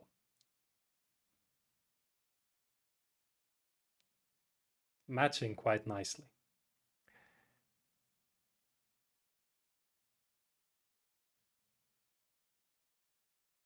Let's try also the version where the simulator is looking at the centroid of those balls.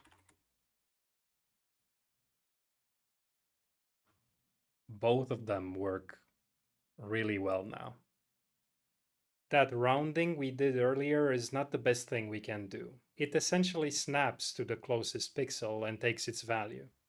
But a better way would be to take all neighboring pixels into consideration.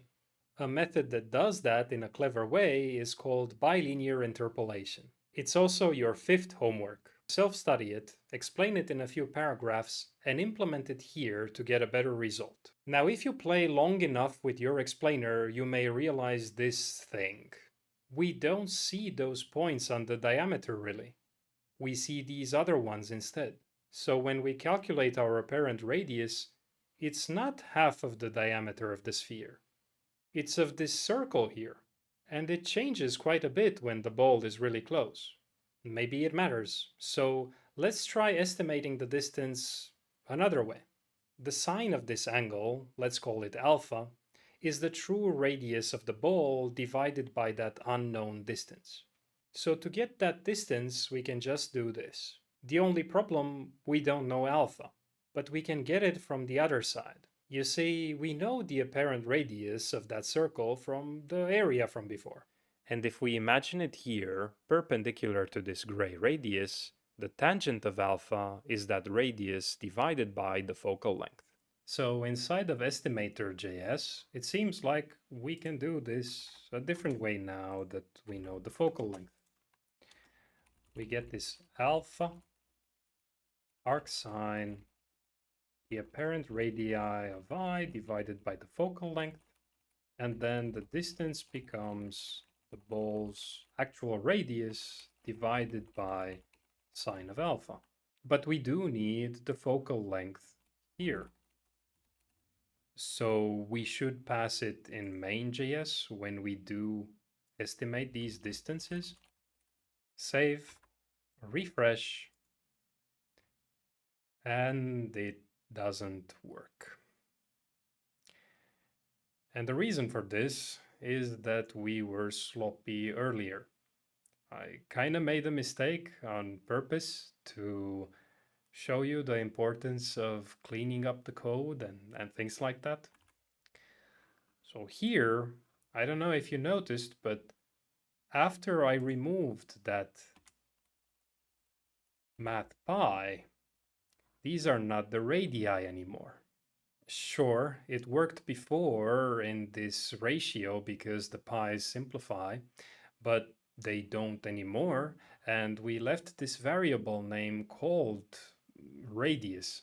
So this can be a horrible source for confusion. Anyway, now it is a radius, so it can be like that. And if we save, refresh, it works. To tell if it works better than before or worse, we should zoom in here a little bit. So in the output, I'm going to scale this maybe 30. Refresh. And let's move this up. Maybe height 10% of the height. Yeah, this is fine. So this is now the current version with the focal length. And let's see how it compares with the previous one. So in the estimator, I'm going to comment out these new calculations and revert the old ones.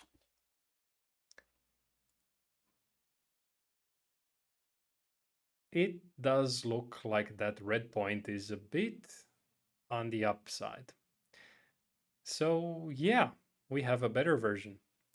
And one advice I can give you now is remove the old version. So pretty much everyone who discovered something like this during the competition kept both of them and made it work with different parameter settings, that can be fine if the method really has something to add. And at this point, I believe it doesn't. Because even though this doesn't work with the focal length, we are using the focal length to account for the distortion problem. And if we do remove it, the previous version that is, we can notice some other things as well, like that these initial apparent radii are not needed, or even if we go to the parameters, that these initial distances to the balls are not needed either. So the overall code becomes simpler, and in my opinion, the other version didn't have anything to add really. Now, one thing caught my eye here: sine of arc sine of something is useless because they cancel out. So we can just take this here, remove this line, and this is more efficient because those are expensive computations. So save, restart. Nice. Seems to work just as before. The change here is not very visible. So implementing a way to score this result starts to feel important. Your sixth homework is that you can choose to either measure how far these predictions are from what the simulator says, or implement a way to measure how round this shape is. The second one is better, I think, because we can use it on the results from the video as well. I've shown you how you can measure roundness at least twice. In the machine learning course, where it helped us tell clocks apart from other drawings, and in that portal opening game tutorial inspired by Doctor Strange. Now, recently I've watched this video from 3 Blue 1 Brown where Grant interviews Terence Tao. It's a really nice watch teaching how the ancients figured out many things about the cosmos. I hope you'll watch it and realize how similar the math we did here is to what they did thousands of years ago, and that you're also understanding some cosmology now because of it. Now, before we move on to the next important step, I want to go back to image processing and just show you as an example how different this code could look like if we rearrange things, if we try to simplify things or use the vector operations since we have them already. This is important to realize because sometimes what you understand from the problem is not what the code shows. And I think it's a great practice. See, for example, here in the previous version with this theta, we had 2 pi d divided by the circumference. But there's a 2 pi times the focal length there. So basically, this is just d divided by the focal length, and it should still work as before.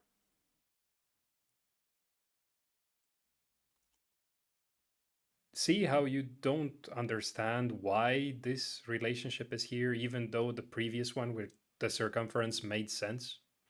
This is something to look out for. People may figure out the math or simplify it in a way that becomes unfamiliar, and you should be able to trace if it's correct or not. And more things here. So if we would write these with vectors, this math could look different as well.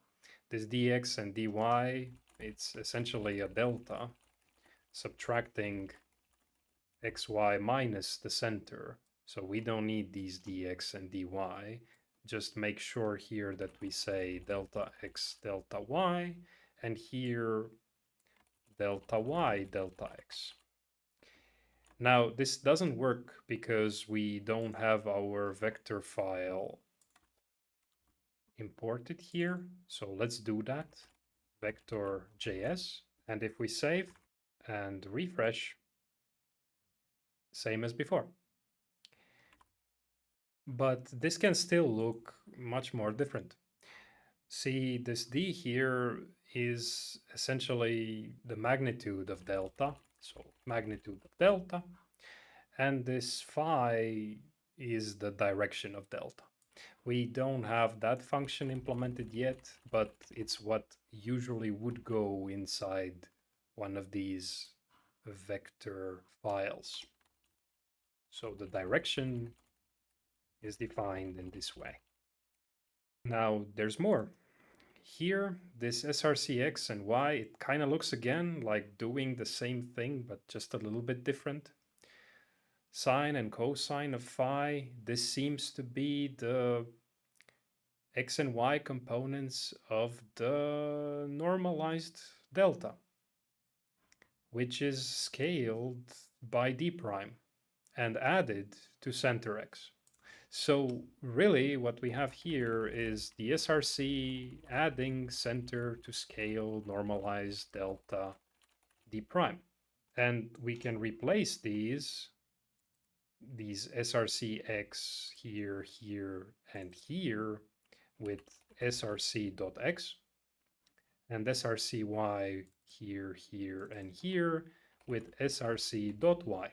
And we also noticed this phi was not needed, even though it was used and felt important previously.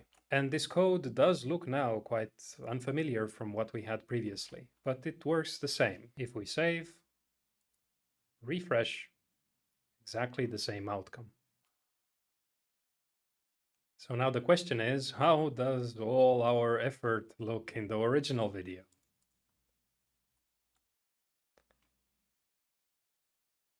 Well, the distortion appears here, this correction, and the circle. Yeah, I think there's already a clear improvement.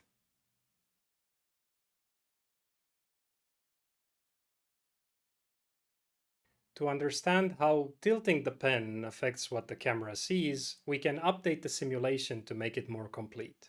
Once we do that, things will become more complicated. And that's when I'll really teach you how to break the problem into smaller parts, so they're manageable. It might be a good idea to be well rested then, so I recommend you plan for a break after we update this simulation. Let's go to our simulator and model now the camera pen inside it as well. We'll do that starting with the stick. So let's go somewhere here after the balls and say stick geometry is a new box geometry with one width, pen height, and one depth. And the material, I'm just going to initialize a new basic material. This is going to default to white. The stick itself is going to be a mesh with this geometry and this material. And let's add it to the scene. Now I want this stick to be the thing that is moving here. So instead of changing the camera position, we are going to say stick position is like that. And the camera is going to be a static camera. So let's rename this to static camera. And I'm going to fix its position relative to this initial position. I'm just going to move it further back so we can see what the stick is doing. And we don't need to change its look at either because it's already looking in that direction. Now save, refresh, and we can see that stick and the balls very far away over there. Maybe we can move a little closer. Say 80. Yeah, better. And now this stick is moving according to the camera position. I would like to focus on its tip instead, the thing that is drawing. So let's go to the parameters and define the tip initial position. It's going to be same as the camera, but 0 instead of pen height. And in the simulator, we can use it here when generating the path for our pen. So here, tip. And now save, refresh. And the pen did move to that, but it's the middle of this stick that is following that path. and we want it to be its bottom tip. Now, this can get messy, especially because we're gonna add a camera on top of that stick and rotate it in crazy ways. It's much easier if we use a group and add these things into it and offset everything inside that group to their respective place. I'll show you. So above this stick, we're gonna define the camera pen as a group. And after we have the stick here, we're going to add it to the camera pen group. And now to the scene, we just add the entire group. We also have to remember to move here the camera pen as a whole. Now, if you save this and refresh, we're gonna get exactly the same as before, but now we can offset this stick Y value, the position Y, to half the pen height. And when we save and refresh, you can see now this follows perfectly that path, and this where the camera is perfectly centered with this viewing plane that we have here. So it's good. I'm gonna draw the camera on the top as a kind of box. So let's make it more realistic like that.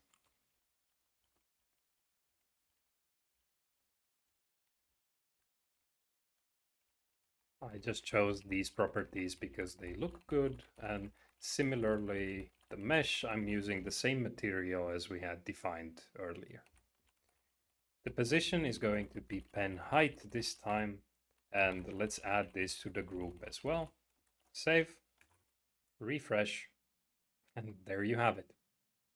Now we're gonna add the real camera in this group as well. So for that, I'm going to copy here this static camera, and let's move this aspect ratio above it because it's going to use the same. And this is going to be the camera that moves with the pen. So its position is going to be the same as this box we defined earlier at pen height Y, and let's add it into the group. Now it will look the same if we refresh, but if we change here this static camera in the renderer so that it uses the new camera we defined, save, refresh. Now it looks same as before with the camera facing at that wall. And our system here started working again. Now it could be useful to switch between this camera and the static camera from time to time to understand things better. So let's use this use static camera variable to tell us whether we use the static camera or this camera. And I'm going to define it all the way here at the top. So let's say static camera is true. And when this is true, we will get this view, which by the way doesn't work here because the balls appear so far away that our point is probably somewhere back. And when this is false, we get this more familiar view.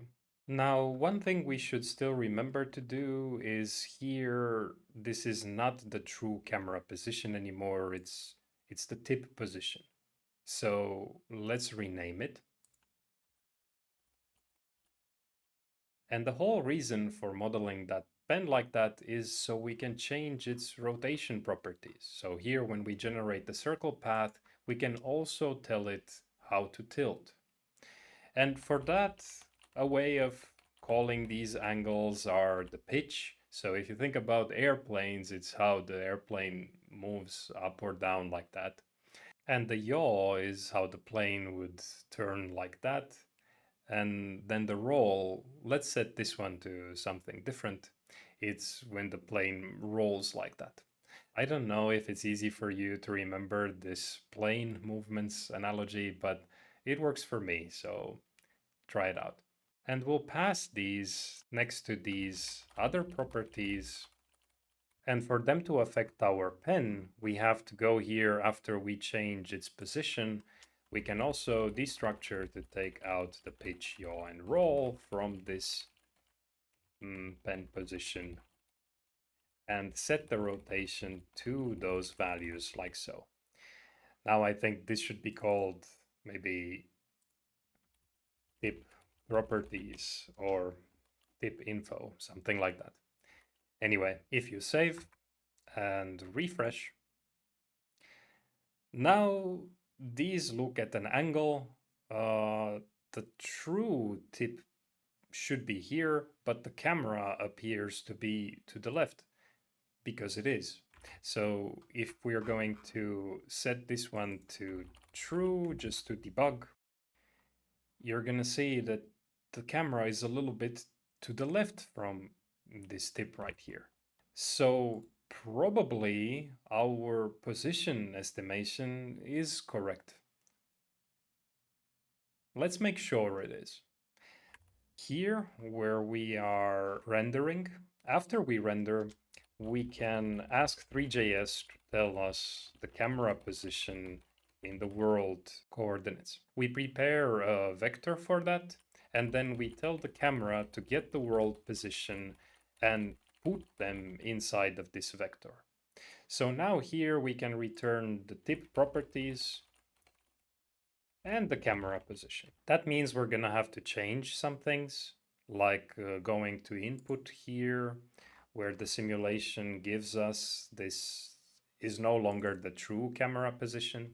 So let's rename this to something like metadata, save. And now in main.js, this is the metadata. And in the output where we visualize things, we also have to change this draw output function.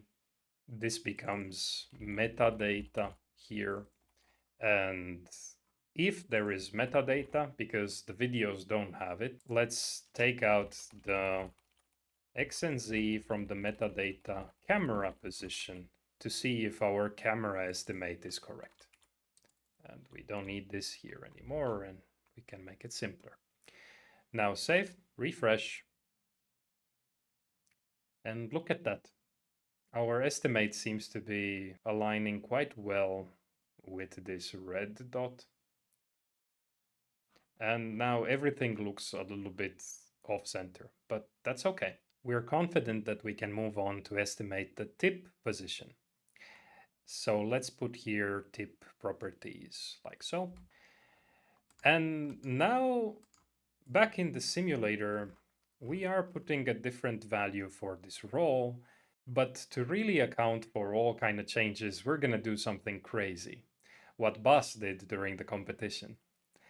I'm going to randomize these values, like maybe between minus 0.1 and 0.1. Let's implement this function in the math. So a function for getting random values inside an interval between min and max.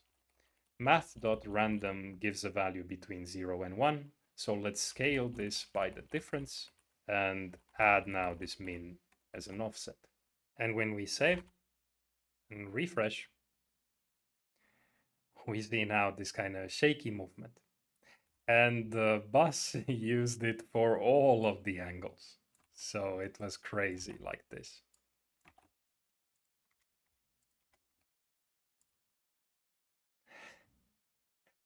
Yeah, it's gonna be interesting if we can solve this one out.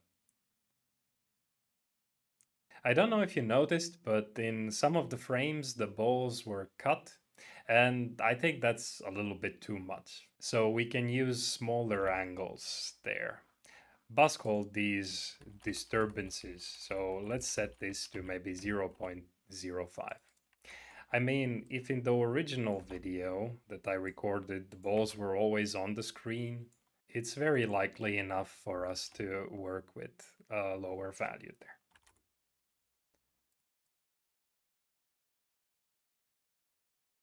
Yeah, this seems challenging and the balls look on the screen all the time. And now we can go back to main.js, and after we have the camera position, we can start to think how to get the tip position starting from this camera position and whatever we can infer from those images. Let's set it first to the camera position, so we have it as a starting point, and then think how to modify these values in some way. Now I'm just going to replace everywhere the camera position and these camera positions from here. Let's rename it to tip positions because we change our focus from the camera to the tip, and everything should still work as before. Making progress now is not easy. We need to estimate the rotation of the camera from the image somehow. Then we need to apply it correctly to locate the tip.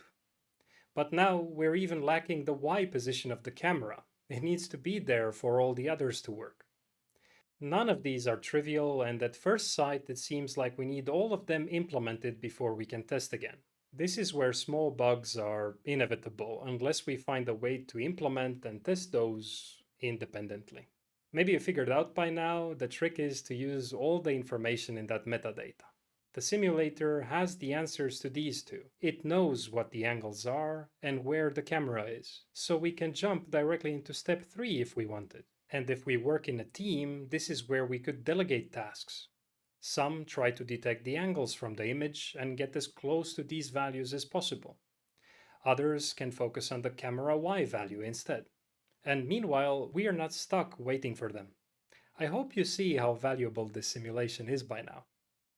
Let's use now the simulation to get a hold of those true angles, like so. I'm taking them from the metadata tip properties. And I'm marking this as a part of the code that we need to figure out how to do it without the metadata. But now with this help, we can think how they can be applied here. And we can actually take this a step further. Like, why solve this difficult problem with all of these random all at once when we can start with these ones 0, and now the only thing that changes is the pitch. So the disturbance seems to only be vertical like this here on the z-axis. That tells us that we have to do something to this value. And even if you're not that good at math, you can probably guess that that pen, when we know the camera position and we want the tip can move on the surface of a sphere. So something to do with that circle trigonometry again. And because now we isolated such a small problem, you might be able to solve it using guess and check. So for example, let's try to add here the pen height multiplied by the sine of the pitch. It's the first thing that comes to my mind. And I think we made the problem worse. Maybe we should put a minus here instead. And look at that. We solved this. It looks perfectly aligned. Now we only solved it because of this approach, like taking the big problem, making it smaller, taking the smaller problem, making it even smaller, and now we only solved a fraction of the big one. But it shows that you don't have to know the complete solution to everything. And when the problem is this small, you can approach it also using this guess and check approach. I don't recommend it, and I will show you later how to rotate things properly in 3D. I will explain that. But now I just want to show how effective this technique can be. Like in the simulator, let's activate now the roll as well. So now we get this that we have to fix. And very likely it's going to be something similar. So let's try again the same, but using the roll. Maybe we're lucky. And first try. Now, for this y value, we have a problem because we don't have one to start with. Like if you log here the tip position y, which is the same as the camera position y, I'll remind you that we don't have it because when we estimated the camera position, we just used the 2D approach. So there is no y.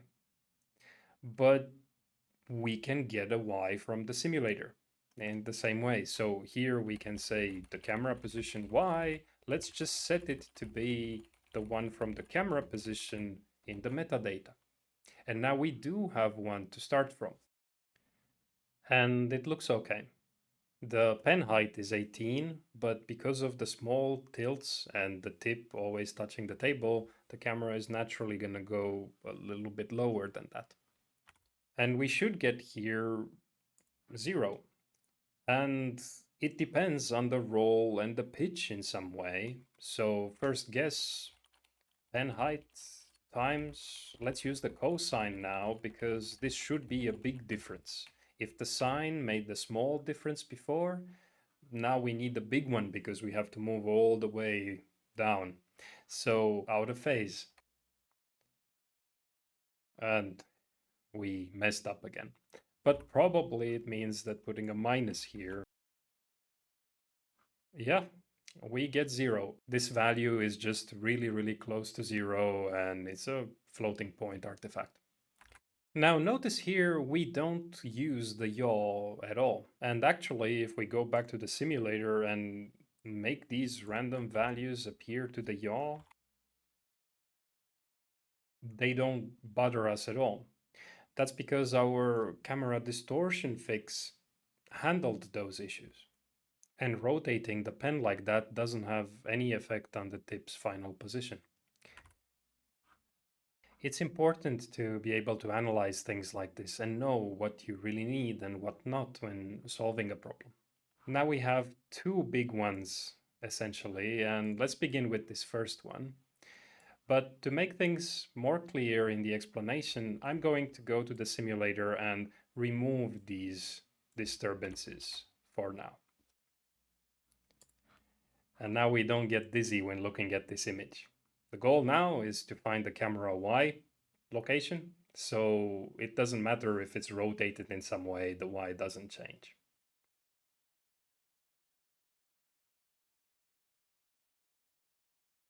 To figure out the camera Y coordinate, we need to start using the red ball. This will be your 7th homework. You can either update homework 2 or improve James's geometric approach we already have implemented. I won't be doing any of those because I want to teach you about the local search. It's a powerful and really general way to solve problems like this, and I think it's even simpler than those other ones. To understand how it works, we have to think in a different way. Can you tell how good this solution candidate is? I mean, the best one is at the intersection, but how good is this?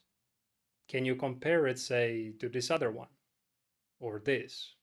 Can you sort these somehow? We can measure that goodness as the distance to this surface plus the distance to this other one. We can say this candidate has a lower error or a higher score. Sometimes that makes more sense. Let's implement these error functions next. In Math.js, let's begin by implementing an error function that tells how far we are from the surface of a sphere. So we are at this point, how far are we from the sphere centered at this center and this radius? And for that, we can just return the distance between the point and the center and minus the radius. Now this will work if our points are outside of the sphere, but we can also be inside it, so that's also a kind of error, and we can put this absolute value in front so that we don't get negative errors. There's no such thing. And using this function, we can define a more complicated function. That is the error, how far are we from the surface of 2 spheres. I'm just going to add up the error from being on one sphere plus the error from being on the other. Computers are very powerful things. They can do many calculations really quickly. Your 8th homework is to implement the guess and check approach. Try many random candidates, calculate their error, and return the best one. Instead, I'll show you how to display those errors on a grid. let's go to this output.js, and after we scale here, let's draw a grid. We're gonna need to implement this function, taking ctx as a parameter. It's going to draw a grid over the canvas. So let's loop over the z values. I'm going on both sides of the origin. And same for the x value. And now let's stroke a rectangle centered at this x and z with a width and height of 1. So it's a square. And I think that our line width is very thick. If we don't set it to something smaller like this, let's also make the lines gray so the grid is not so dominant. Now save, refresh, and you can see it appearing here. But I would like to move the balls in the center screen so that we see it symmetric. So let's just put this as it was once before, and I'm gonna zoom out a bit, so maybe 15, 15 for now. Save and refresh, and let's make it bigger. I think we can double it like this, maybe 4 times the other way. So 40, 40, 20, 20. That looks about right. And now we're going to color these cells according to the error from each of those points to the surface of these spheres indicated by the circles we have here growing and shrinking. So we need to tell the grid here also where these balls are. The center points are the only things needed, and the distances to the balls as well. These are going to be the centers and the radii of those spheres. So let me take them out so it's clear, like in our math functions from earlier. Radii of 1 and radii of 2.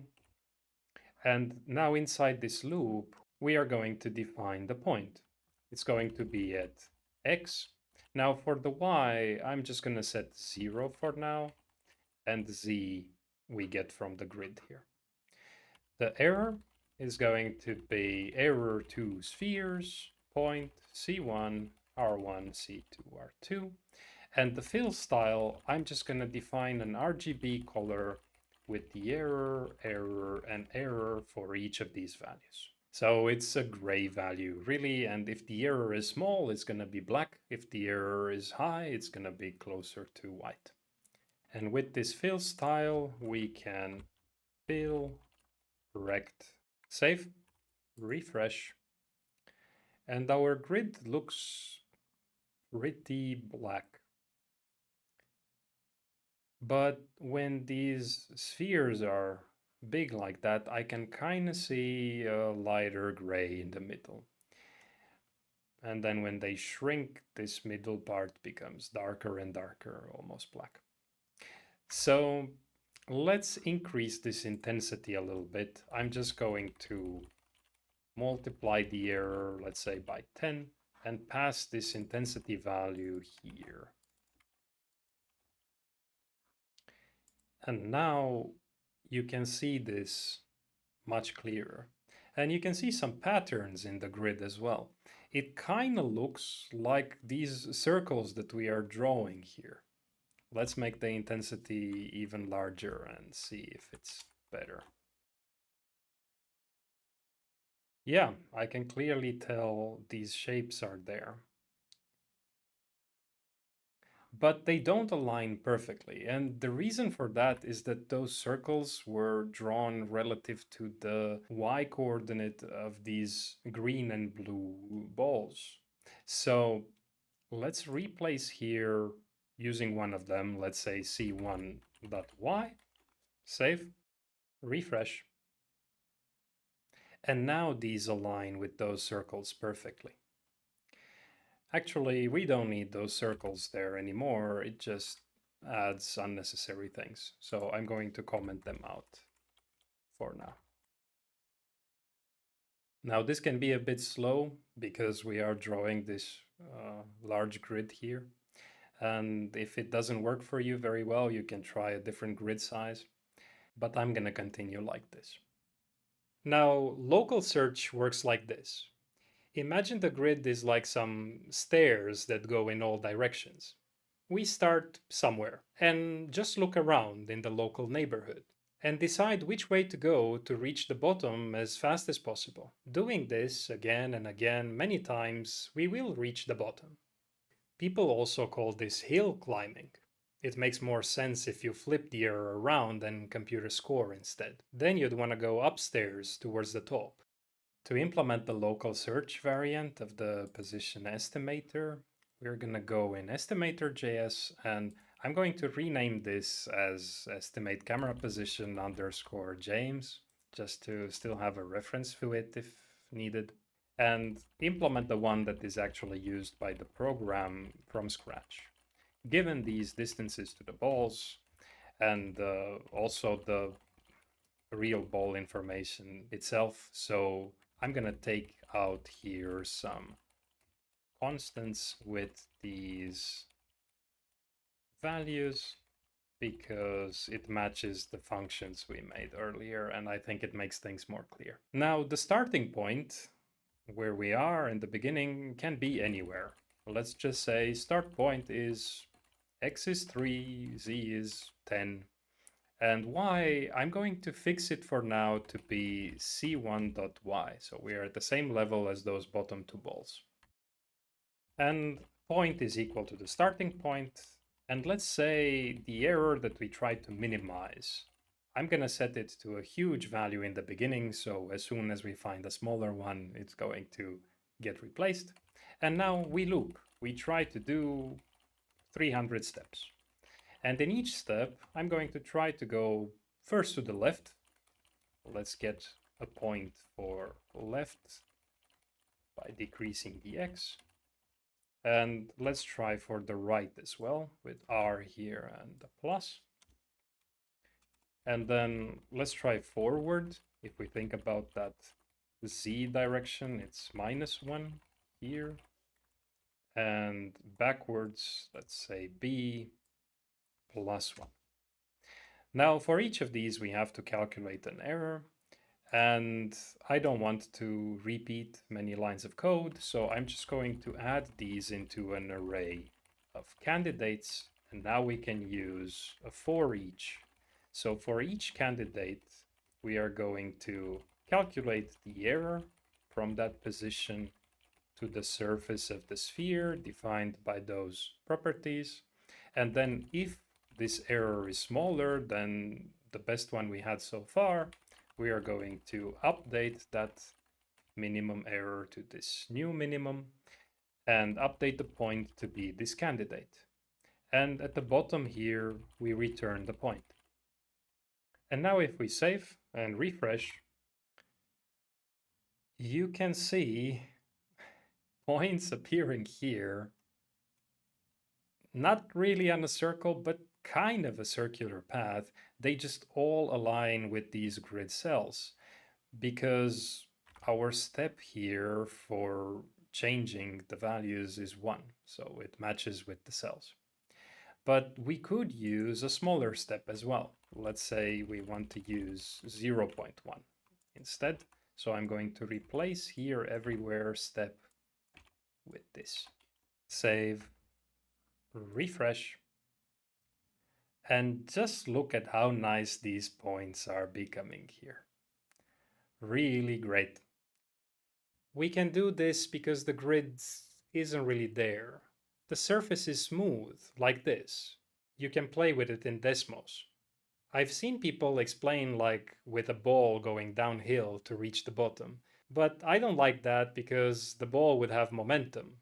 So it might do weird things here. Maybe if you cover the surface with honey or something, it's better, but we're really just doing small steps. And just look at how nice these points are becoming here. Really great.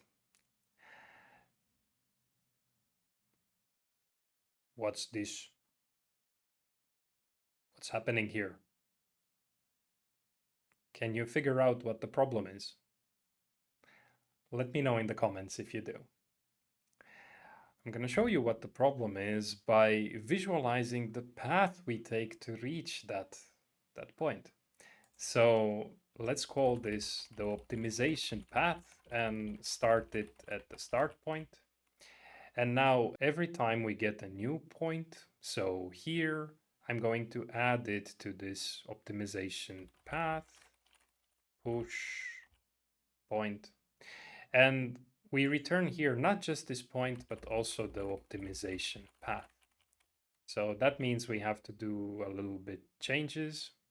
In main here, when we estimate the camera position, we get two things. We get a point. So let's say we refer to this point as camera position. So this code still works. And now here we also get this optimization path. Let's also align this so I can still read what this function says on screen without scrolling horizontally. And pass this optimization path to visualize it in this draw output function. We pass it here as the last parameter. And I'm going to visualize it next to this other path before it, let's say, optimization path in orange. Save and refresh. And starting at that random point, we go along this path until our solution, where those spheres intersect. Except for here, because we've reached the end of the path, so to speak. We have a limited number of steps here, and they are just too few in this case. So changing the step size to a smaller one means we have to do more steps to reach that. Like if we put 1,000 here, we should get the proper circle in the end. Let's see. Yeah, looks like no problems this time. Now, setting this number of iterations can be tricky sometimes because now it seems to depend on that. But it's also possible to avoid using it. Like we can comment out this for loop and replace it with a while loop instead. We just look for improvements. When they stop happening, then we can stop the loop. So for example, we can say improved is equal to true, then begin a while loop while it has improved. Let's set it to false. And if this happens here, we can reset it to true. So the loop only goes as far as we found improvements. Save and refresh to see pretty much the same result as before. We just don't need that number of iterations anymore. It's going to stop when it can't find any better. What I also want to show you is that we can really start at any starting point. Like let's put here random value between -10 +10 and the z, let's say between 10 and 30. Save, refresh, and look at that. Anywhere this orange path starts, it ends up in this correct place. Almost anywhere, because there's a reason why I put here these positive values. If we have negative values here, like -30, we may start our search on the other side, so then it converges to this other circle intersection there. And we're getting now this mirror reflected circles here, but we only care about these ones. So that's why we can start anywhere on this side and we should be okay. Now we're gonna undo here a little bit because I want to bring back those iterations. I want to show you something different. So let's undo until that for loop comes up again. Now, what I want to show is that randomness also works here when finding a candidate. But because we're going to decide it randomly, sometimes we'll make a wrong choice. So then I don't want to stop that while loop we had previously too early. I want to control the number of iterations again. And here I'm going to remove all of this thing and just define here candidate is equal to, and the x goes around point x, a random value between minus and plus this max step this time. So let's rename this variable name to mean the new thing it means. Same thing for the z. And I want you to note that doing this means that we don't have to think what do those candidates mean, like before we had left, right, forward, backwards. In 3 dimensions, maybe you can still use up and down, but what then? This local search works in any number of dimensions. It's a very general, powerful technique. So yeah, there is value to this approach. And the y, I'm just going to set it to point y because I don't want it to change. And no need for this for each anymore. I'm just going to use the candidate directly there, save, and let's see what we get. You can see this path is quite random now, but seems to still converge on that circle mostly. When the path is too long, it doesn't work well because too much randomness added up here doesn't have enough time to converge in the given number of iterations. But it's also because the step that we are using now is really small. I mean, this is a max step now. Before we used it as an actual step. So maybe we increase this and see if we get better results. Now you can see bigger steps, so these jumps in the path are bigger, and looks like we are ending up on this circle pretty much. It's very similar to what we had previously, but it's crazy that just doing random jumps is still working quite well. There's one thing I still want to show you in Desmos. If we move these circles so they don't intersect, you'll see the error is the same everywhere here. Now, this can happen even with our balls, if, for example, one obscures the other. I was just nice and didn't let that happen when recording the videos. But what would you do in that case? What's the answer? My intuition says it should be somewhere in the middle, but from this there's no way to decide really, and our algorithm is just gonna stop at the corner here. The trick is to add an exponent, raising to the second power. This curves the whole surface and gives a clear answer here. People do this for another reason as well. You see, now these functions are differentiable. You can take the partial derivatives and use those to know in which direction to go. This is more efficient because you don't need to search in the neighborhood.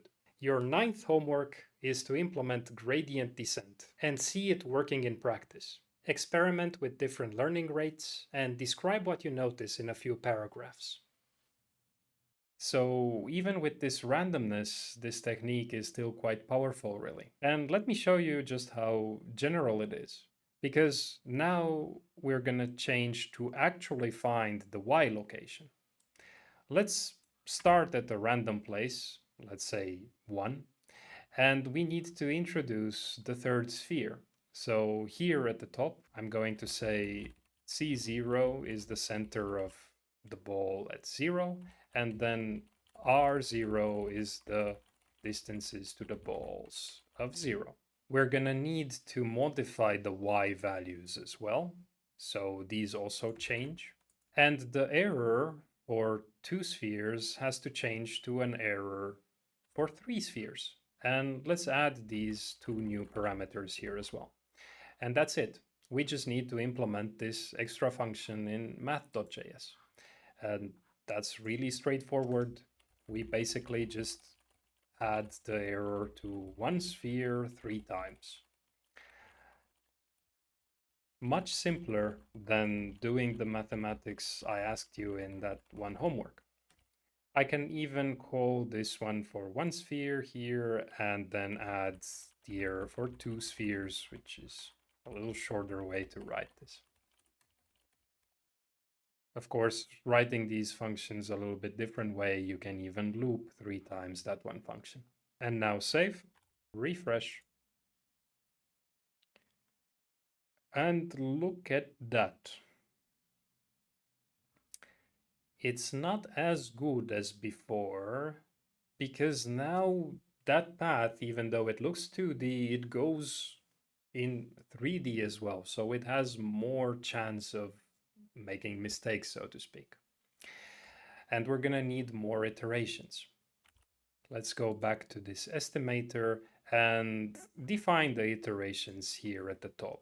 I'm going to say it's a parameter, but let's set it to 10,000 and replace this here. Save and refresh. And it's significantly slower now, but not really because of the number of iterations. I'll show you. If we do want to reduce the number of iterations, one trick we can do is not start here every time, because the previous position that we found is more likely to be close to the new one when the camera moves just a little bit. So if you want to reduce this number of iterations, you could take out this start point here. Well, let's use let because it's going to change. I'm going to change it here after this for loop and set it to the point we just found. And now the technique is going to work well even with fewer iterations, let's say 1,000. Because essentially what it does is it's fine-tuning in this very small neighborhood there. It doesn't need to go all the way from the beginning, so the end result looks quite good with fewer iterations. But I want to use more iterations because it's going to give a much better result. And also because I want to show you that those iterations themselves are not the reason for this slowness. The reason is we are drawing here 10,000 different orange circles there. So if we disable this optimization path and even the grid, because we only draw it there to understand what's going on. For our estimator, there is no grid. And now if we save and refresh, you're gonna see this going really fast because 10,000 steps there is nothing really for a computer. Don't get me wrong, if you do solve this in an analytical way, then you will get a much faster solution. But that's besides the point. Think how hard it is to account for another ball, like let's say there's another one going in as an input.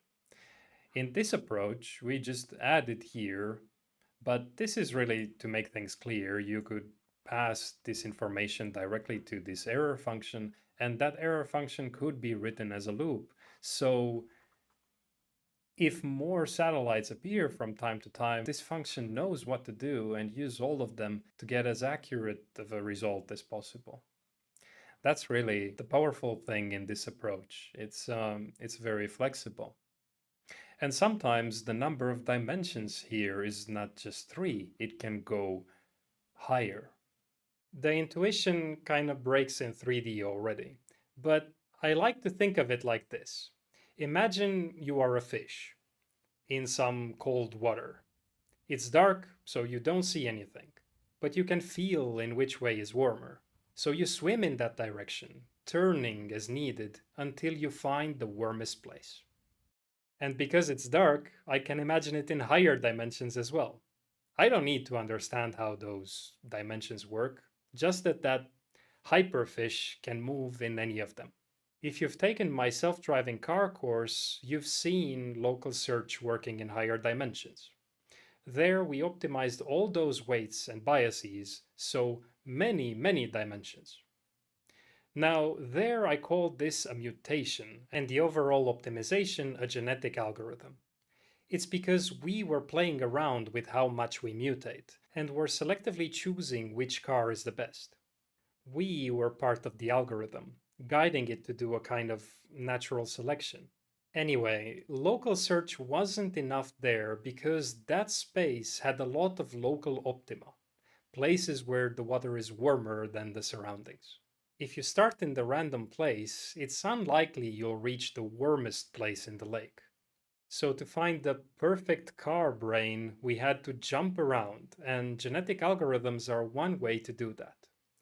There are other optimization algorithms as well. Many of them are based on this local search. So I really hope you understand it well. I've also used local search to explain why circles enclose the largest area, or in my live streams when coding the strandbest. Each of those lengths had to be optimized so the path is flat at the bottom and somewhat triangular otherwise. Theo Janssen, the artist who invented the strandbest, used the genetic algorithm when designing them. Do you see how different these examples can be and how generally useful these techniques are? It's even an active area of research. My former student and colleague, Lahare, researched local search to see how it can solve the TSP. It's a problem where we need to find the best way to visit a list of places. A really hard problem when there are many places to visit. And Pasi, who was our PhD supervisor back then, is an expert on clustering, a type of machine learning. The first algorithm he teaches is k-means. Many other algorithms are based on it, and k-means is also a local search. With centroids initialized randomly, each of them takes small steps until they converge to a good place. It may not be the best place. That's why better algorithms like random swap are still being invented. I could go on all day giving examples like this. James even used the genetic algorithm during the competition to estimate my camera lens properties. You can find optimization problems everywhere. Now with this method, we are getting a y value as well. So let's go back to main.js. And if we remove this from here, save, refresh, you can see that the values we get printed here for the tip are really close to 0. They are not 0 because there is some error in our estimate, but seems like the problem is solved pretty much. We can remove this log from here. And what we're left with is this last one.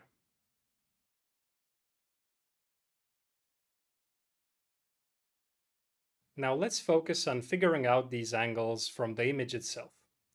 First thought that comes to mind is to measure this angle here to get the roll, and how up or down the balls appear gives us the pitch. This, or something along these lines, was a very common approach during the competition, so you can learn more by studying those entries, and I'm giving it to you as a homework. Your 10th homework is to measure the roll from the image in this way. Update the code with the value you estimated and compare to what the simulator gives. Describe what you observe in a few paragraphs. The problem with this is that that angle depends also on the camera position. Like here, the pen is straight, there is no roll. But this angle here is not 0 because of perspective. Because of that, I'll teach you a different approach instead. What we'll do is measure the 3D rotation vector to each ball in 2 ways. First, from what the camera sees, and then from the estimated camera position and ball coordinates. It's what the camera would see if not rotated. Then what we'll do is calculate the amount needed to rotate so the observed directions match the target ones. Those would undo the rotation. The pitch and yaw are enough for this one ball. But we have 3 targets, so we need to rotate like this as well. Now, the yaw wasn't important before, but in this approach, we'll need to measure how well those directions align. And without the yaw, they often wouldn't. Let's begin by measuring the directions the camera sees and visualizing them to make sure they are as expected. We're going to use a new canvas for that. Maybe I copy this distortion part here, and let's just say directions, and this is going to be the directions canvas. It will be a 3D scene, and let me just make it the same as our simulation canvas.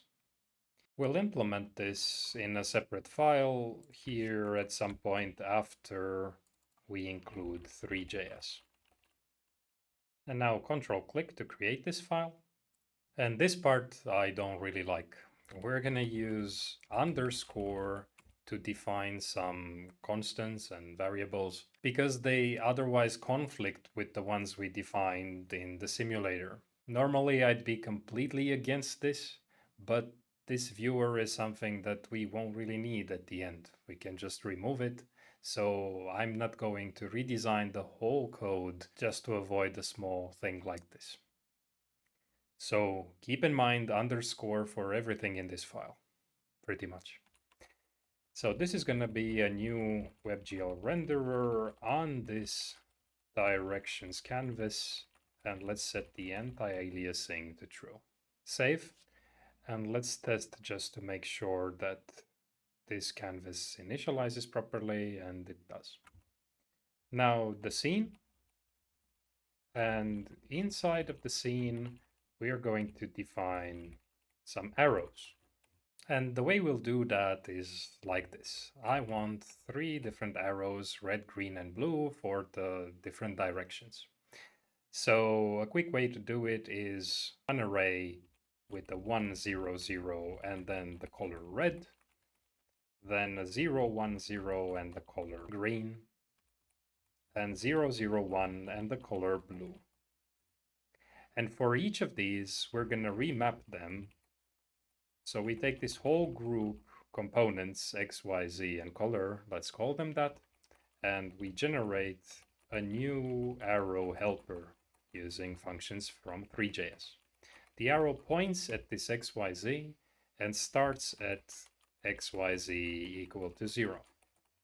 I'm going to use the length of 1 for these arrows, so they're going to be small, they're in the center, and let's pass the color. Now for each of these arrows, we are going to take them and add them to this scene. To view the scene, we'll need the camera as well, and the aspect ratio that we're going to use is the one coming from this directions canvas, width divided by the height. And now the camera is going to be a perspective camera. I'm using the same FOV as all the other cameras and this aspect ratio. And now for the position, I'm just going to offset the Z a little bit so that we see the arrows from behind. And let's render the scene from this camera. Save, refresh, and you can see these arrows here. Now I want to be able to update them to show any directions. So for that, a function like update directions viewer given some directions is going to be very helpful. We're going to loop through all these arrows one by one and set the direction according to the respective direction given in the parameter. And to test if this works, we're going to maybe go here and define some random vectors. We're going to generate them using the array class. So I need 3 of them, and the callback function here is going to say what each vector is going to look like. X component, random between -1 and 1, and let's do the same for Y and Z. And with these random vectors, we can update the directions viewer. And we should remember to render the scene every time we update the directions viewer like this. So save, refresh, and here are some random directions, and others, and others, others. Seems like it works.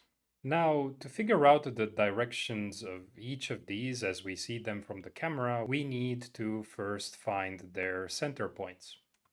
So let's do that in the segment image function. We are going to do it by first accumulating all the coordinates of the red, green, and blue pixels and then averaging them. So R's, greens, blues, reds, greens, and blues are going to be stored in this. And here we are going to have to figure out the x and y from this pixel index, which is I divided by 4. Let's be clear about it. P index I divided by 4. And then x is P index modulo width. And the y is P index divided by width. But let's remember the floor there as well. And here, if the new red value is not 0, then I'm using that syntax from earlier and just adding this xy location to the r's array. And we do the same thing with the green and the blue, with the green and the blue. And using these r's, greens, and blues, we're going to calculate those centroids. So I'm going to do that in an array like this, where I just average the points inside of the r's, and then same for the greens and the blues.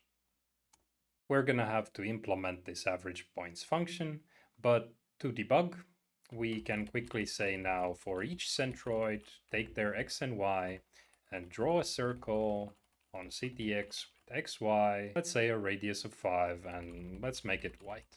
Now, just a quick thing before implementing that function, these RGB counts now are calculated in a way that can be done faster using these new vectors. We can take it out from here and from here.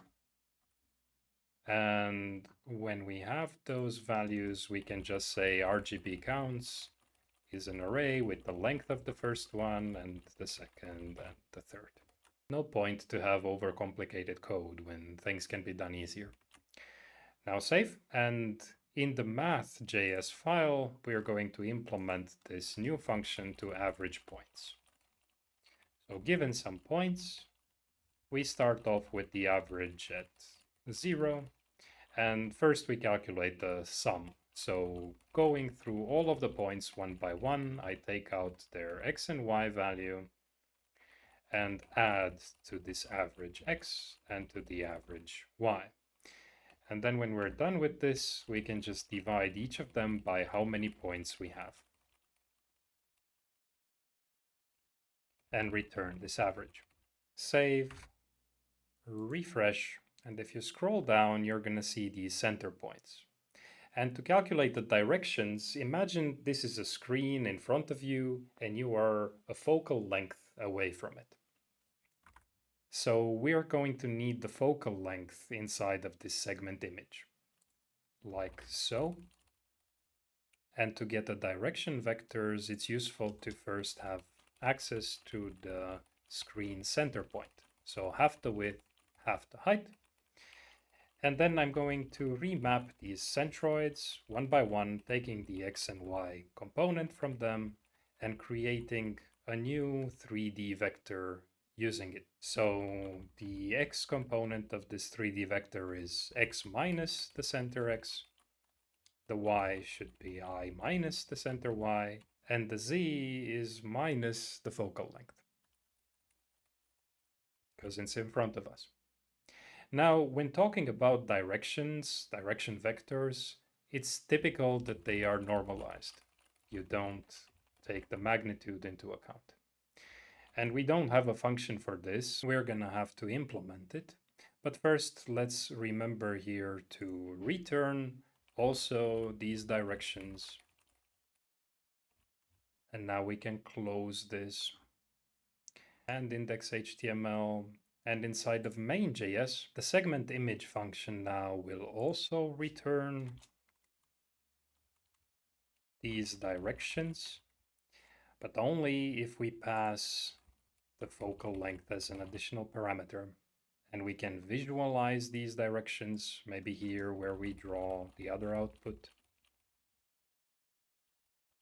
But this only works if we go to our vector file and implement the 3D normalization function. Now, if you look at different libraries and how they handle this, some might combine 2D vectors and 3D vectors in one place. Some might have different objects for 2 and 3D vectors. In this case, I'm just going to separate them like this. So we have a normalize, assuming that's the 2D version, and for 3D, we put 3D at the end of everything. And if we save and refresh, we see now the directions updating there, barely, because we are quite far from them now since they're pointing the other direction. So let's try to get closer in the directions viewer, maybe 0.1 here, save and refresh. And that's better, but it's upside down. So here where we are calculating the y, we forget to account that y in the 2D image space goes downwards, and in our 3D environment it goes the other way around. So save, refresh, and now it's like that. But I don't really like 3D very much. I try to make myself realize that those are going in that direction, but sometimes I see them pointing towards me instead, and it's very confusing. We could try closing this and maybe going a little bit upwards with the camera. Let's say 0.05. A little better. Usually playing with these values, maybe rotating a bit as well, like on the X.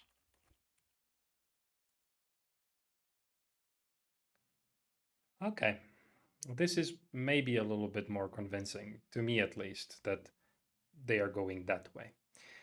Up to you. If it worked for you in the first one, just go with it. The idea is to make things clear what's going on. And now that we have these directions that the camera sees, let's reintroduce those disturbances. So in the simulator, go down here where we are generating the circle path, and let's re-add them. 0.05 was a good value. And now we see them also going like that.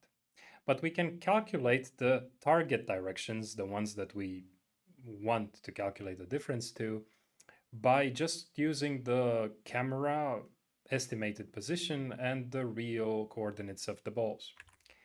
I'll show you. Close this, and in main.js, maybe here after we get the camera position, we're going to define these target directions by remapping the balls. Each ball we normalize because they're going to be directions, and we take ball minus the camera position basically to get the arrows pointing at the balls. Now these I want to visualize alongside the others in this directions viewer. So it's going to be a second parameter, and let's save this. We're going to need to update the directions viewer and also implement this subtract 3D function. That's easy. Going to the vector again, and I'm going to copy the subtract 2D function here at the bottom in the 3D section and add there a 3D and the Z component. Close this, and in the direction viewer, I'm going to get a new set of arrows. So let's copy this like so, and these are going to be our target arrows. So let's rename it like so, and remember to copy this one here too. They're gonna be pretty much the same as these ones in the beginning, but I'm gonna use a darker tint of each of the colors to tell them apart. And at the bottom, for this update directions viewer, we need the second parameter. And this call we had here, it's something we forgot to remove. It was the early debugging with random vectors in the beginning. To update the target arrows with these target directions, we just copy this line and say here target arrows and target directions. Save, refresh. And now you see these darker arrows next to the others showing a kind of offset that we need to measure and account for. like how much we need to rotate these detected directions to match the target ones. And for that, I'm going to cheat. We need a 3D rotation function that works with all the angles, and I'm going to use Three.js to implement it, for now at least. So given XYZ and some angles here, we are going to make use of the vector class in Three.js. And the rotation, we can use this Euler class and call apply Euler on the vector with this rotation and just return the vector.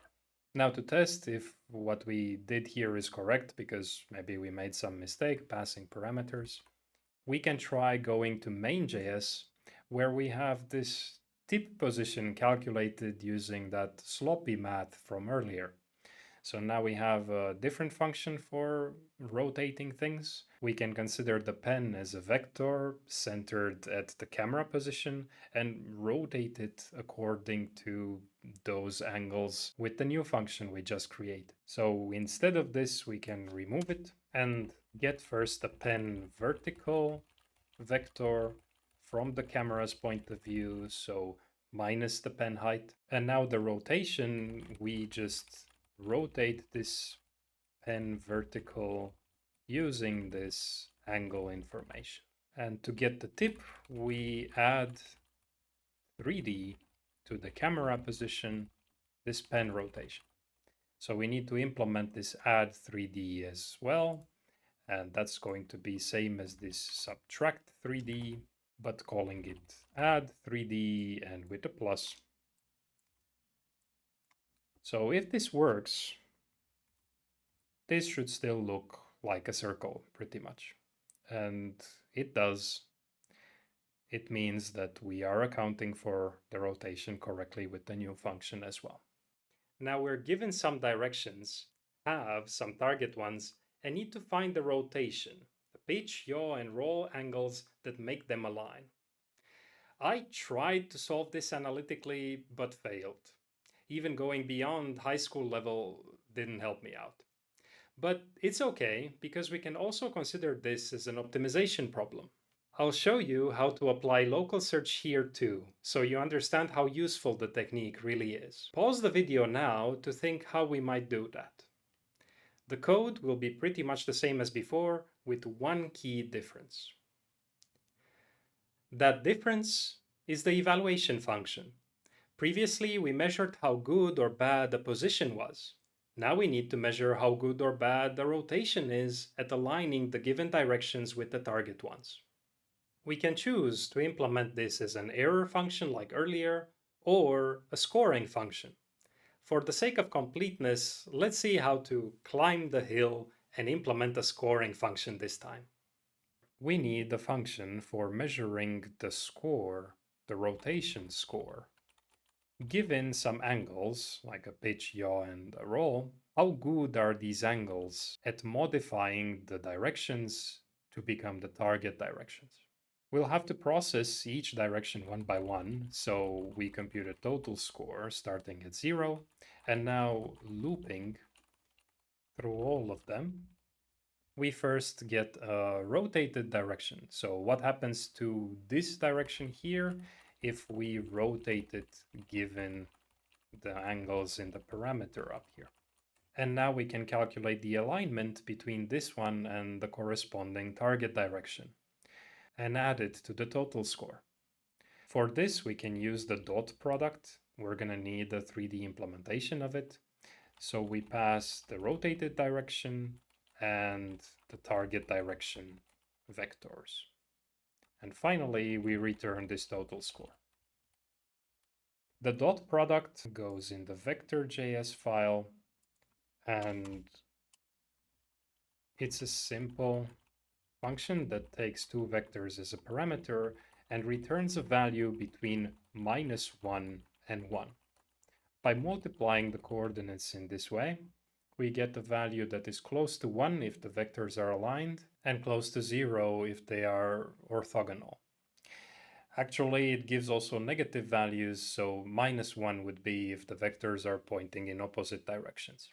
Considering this is a score, it's gonna get higher and higher if the value returned by this is higher.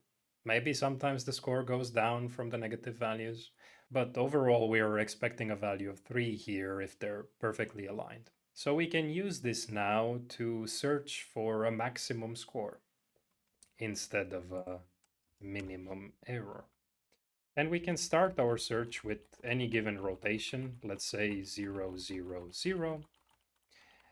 And the max score, I'm setting it to -infinity this time. The number of iterations, let's set them to 10,000 as before. And the max step, I'm going to use the same randomized approach as previously. It's going to be a little smaller this time because we're working with angles in radians. So we don't want to make as large steps as previously. Like here, a value of 3 something is all the way back. We want smaller jumps. And we iterate how many iterations we have. And now we can calculate our candidate. We just define the pitch to be the rotation pitch, plus a random value in the interval minus max step plus max step. The same thing goes for the yaw and the roll. So the yaw and the roll. The yaw and the roll. And we can score this candidate. So using the rotation score function from previously, if we found a score that is better than the max score, it becomes the max score. And we found a better candidate. That's it. If everything works, we should be able to replace here this rotation that we found with the one coming from the metadata, and we don't need to do anything anymore. Almost. Save. Refresh. And it looks okay. I mean, remember what we had previously. If this rotation would be just 0, like if we never update it from this original value, it's all over the place. It seems to work. Let's visualize also those direction vectors. Like, how would they look like if they are gonna be rotated by this rotation that we found? And they're going to be updated already here when we view them on the canvas. Save, refresh, and they do look aligned with the other vectors. Because we finished working with the metadata from the simulator, we can test this version now with the real video as well. Let's choose the first one. Looks pretty good, I think, but it's kind of small. Let's make it bigger. I'm going to go in the output here and let's return these to a larger scale and offset it also as it was. I think it was times 0.1. Okay, looks a bit noisy, but many of those homework ideas I gave you will help reduce this noise. So I'm going to let you explore that. And now we could test this to see how well it does in the competition. Like on the competition page, there is the test page. So the first drawing, we could calculate the coordinates and drag it there. But before that, we still need to properly implement a 3D rotation function, not using Three.js. I feel I need to emphasize why it's important we do this, because I often get students asking me, why when it's so easy like this? Or why waste more time on this? It works already, or we're already using Three.js. No reason to stop using it now. And honestly, I get it. It's tempting to stick with what works and move on to something else. But the fact of the matter is, we never relied on Three.js until now. We only used it to visualize and understand things. Up until now, we could have removed it entirely and the solution would still work. It's the math that's important. All those visualizations can go away even. That independence was a strength. But now we start depending on Three.js, and that can be a bad thing. Like, now it comes over the internet, so we depend on a network connection. Sure, you could add it to the project locally, but now your software is much bigger. The complexity increased by a lot. And Three.js can do all this fancy 3D stuff, but we're only using one calculation. Now, one library is not such a big problem, but beginners learn they can solve different problems using different libraries. And when the software grows, it tends to become a giant mess. This is a big problem I've seen in many code bases. To rotate things in 3D, people use matrices a lot.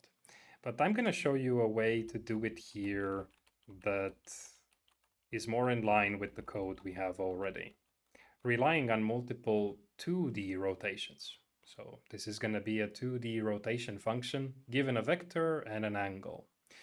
We just take its direction and calculate the new direction after adding that angle.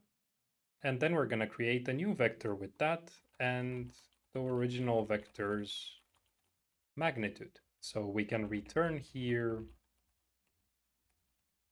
magnitude times the cosine of the new direction, magnitude times the sine of the new direction. And with this function, we can create a 3D rotation function. So this one has an x, y, z here for the position and a pitch, yaw, roll for the angle components. And for this function to be as clear as possible, because we're going to call this other function to rotate on different planes, it helps if we take out here the x and the y and write it a little differently. So this would be x and y passed separately, but here we do need the vector because our direction and magnitude work with this compound object. So I'm going to create it here like so and copy it for the magnitude as well. And when we return, it also helps if we consider this as an array so that we don't have to type x and y when the rotation has been done in a different plane than x and y. I hope you're going to understand why I do this, but anyway, I do this, otherwise more confusion comes afterwards. So here it's going to look like that.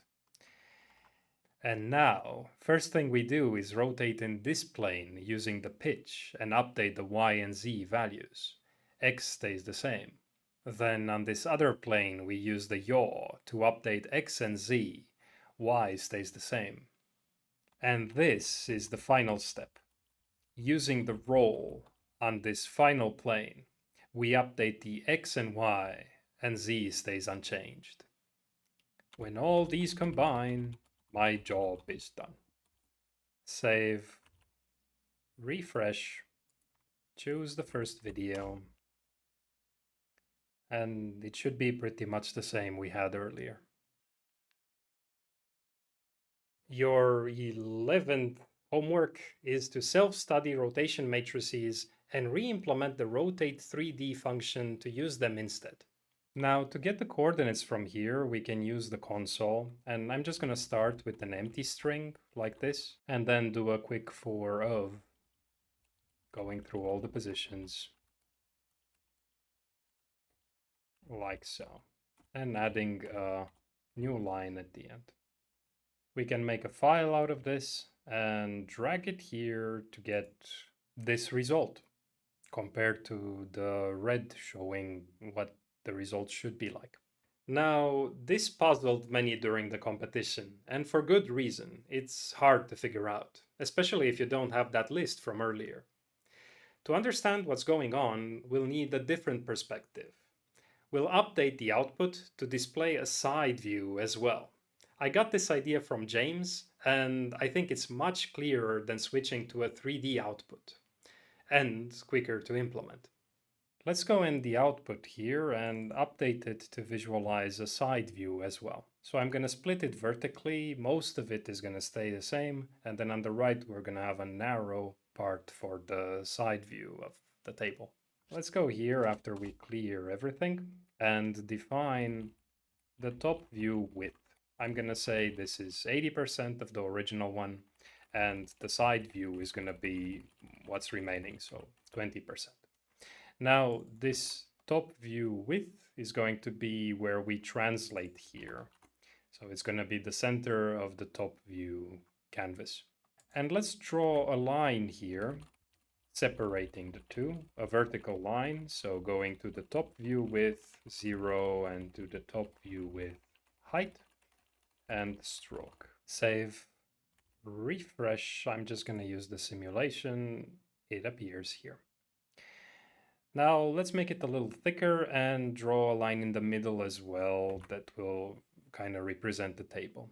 So maybe line width set to 2 and copy this. I want this one to be thinner, maybe 1 here.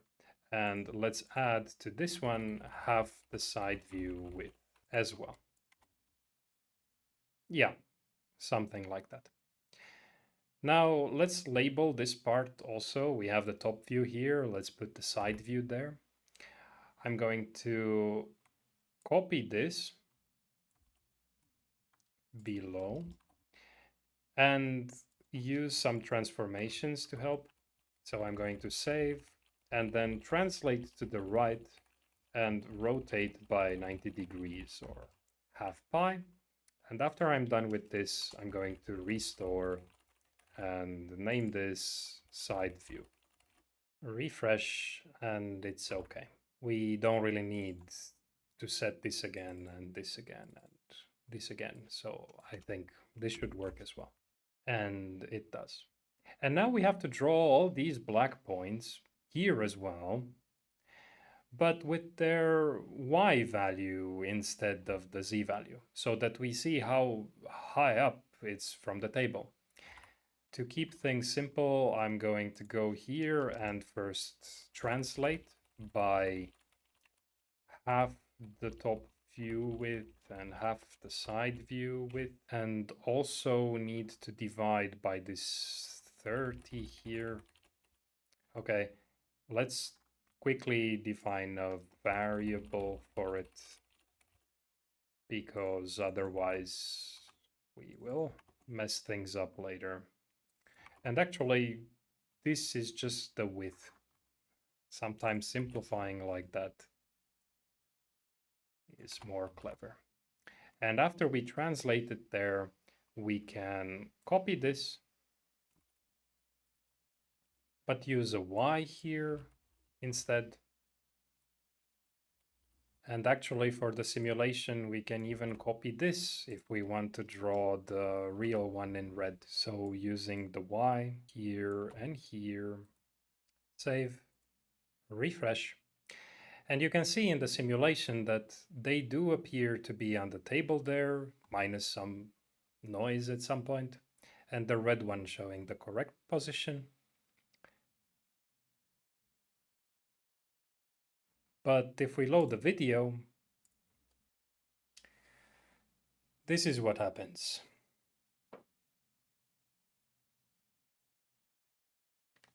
We don't have the red indicator there because it's unknown. But you see, it tilts. This is what James noticed during the competition. And it's a little strange. I had to think, what's going on? Is it really my problem? Like, was the table not aligned? I made sure it's aligned. It's flat. This looks noticeable even without measuring it. But then could it be that one of the balls was not as close to the wall as the others, and maybe that made it look like the table is aligned?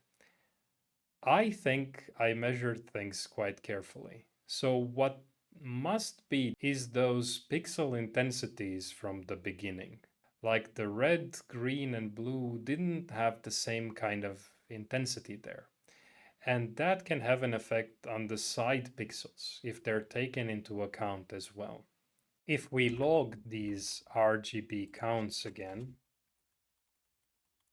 now after we accounted for the distortion,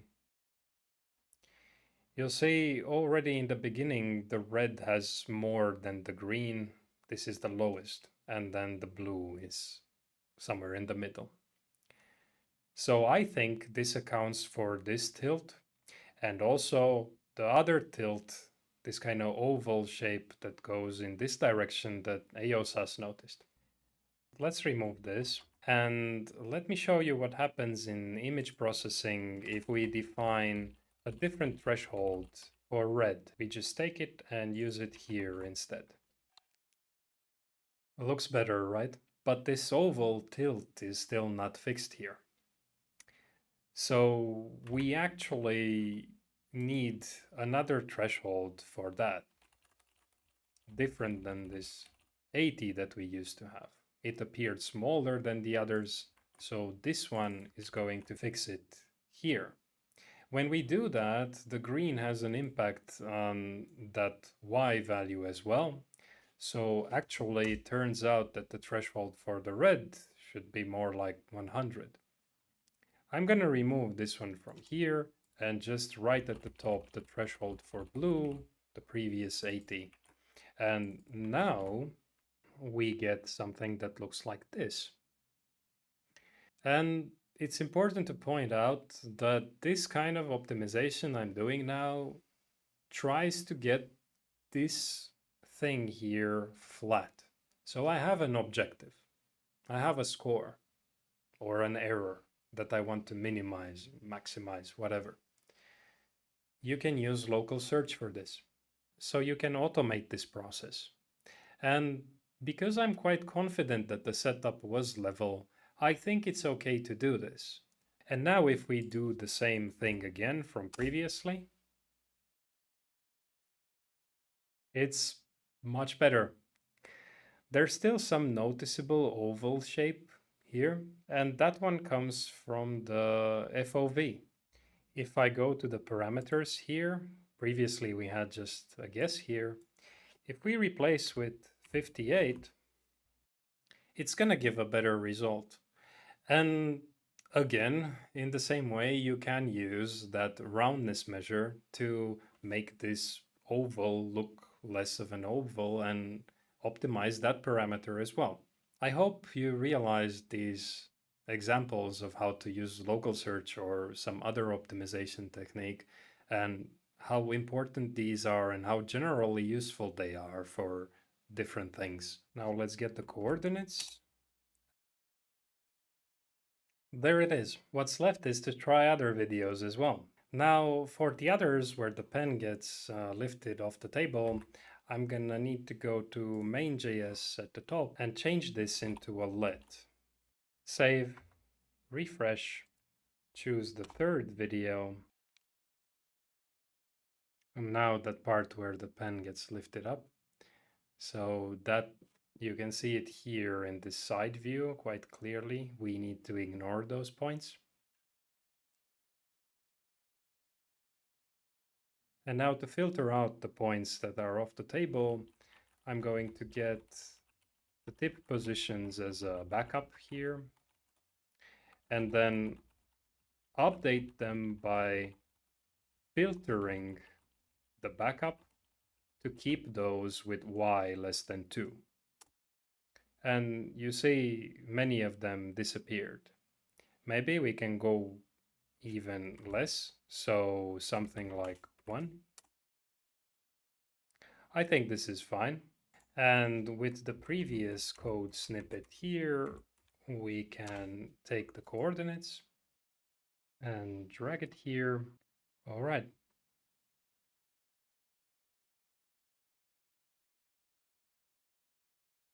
I won't reveal the rest of these numbers because I don't plan on taking first place. I'm going to leave that up to you. So let's keep the competition going. If you followed along and did the homework assignments, you can get some really good looking results. But there's still room for improvement. Like here, I'm sure these are happening because the camera shakes. AOSAS did some experiments to remove that kind of blur, but no one found a way to really fix it. There were other clever ideas during the competition too, like using the audio to detect when drawing happens.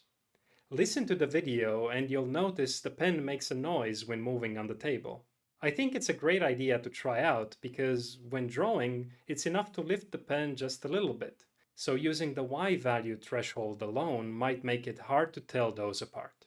I did exaggerate those movements when recording the videos, but still. You can check others' code for examples. Yusuf has one in JavaScript in case you want to integrate it into this version. One great thing about most of the others' methods is we can reproduce those results.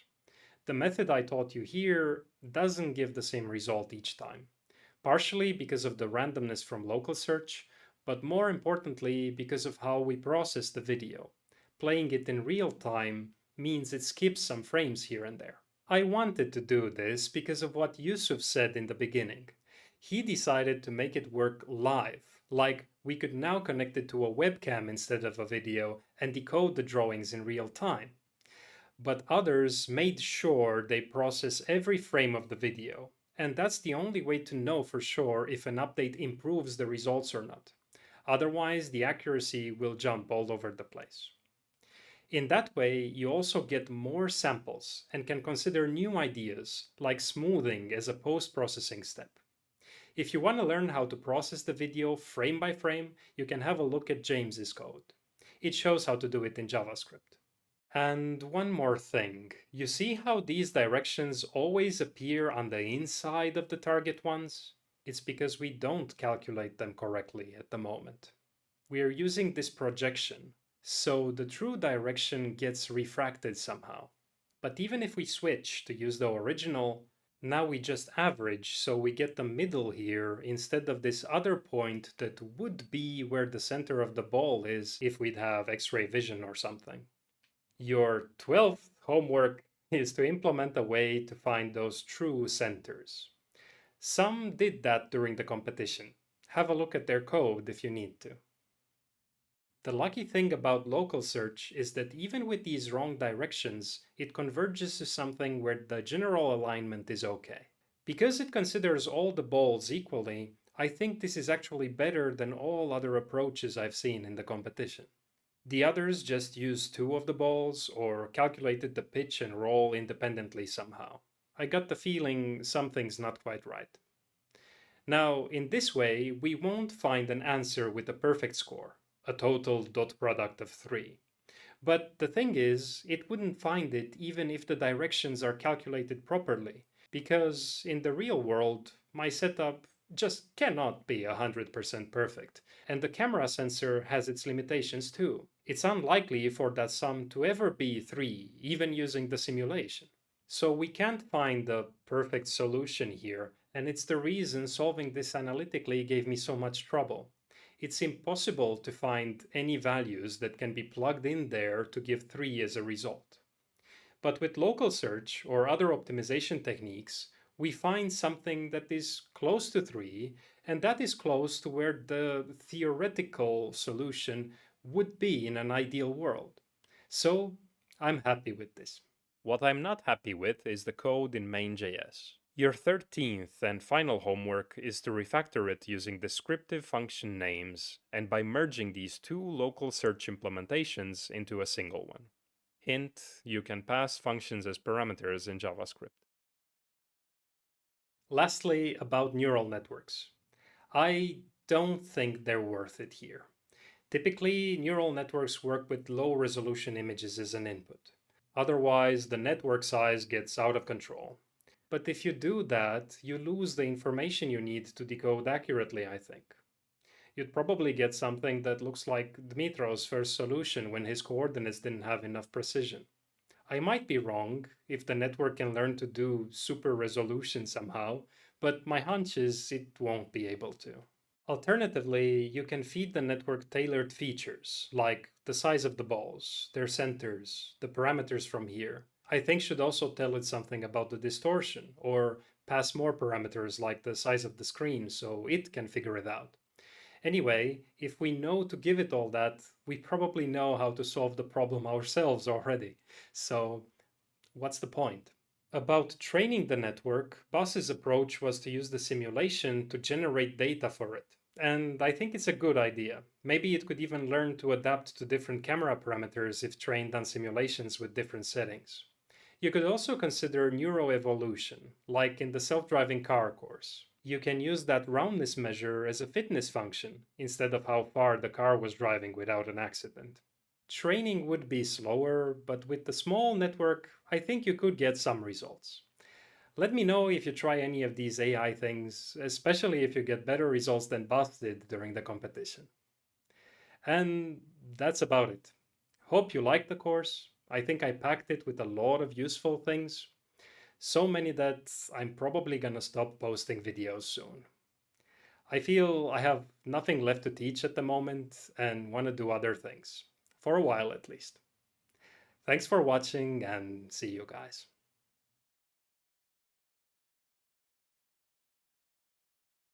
Maybe I can win next time.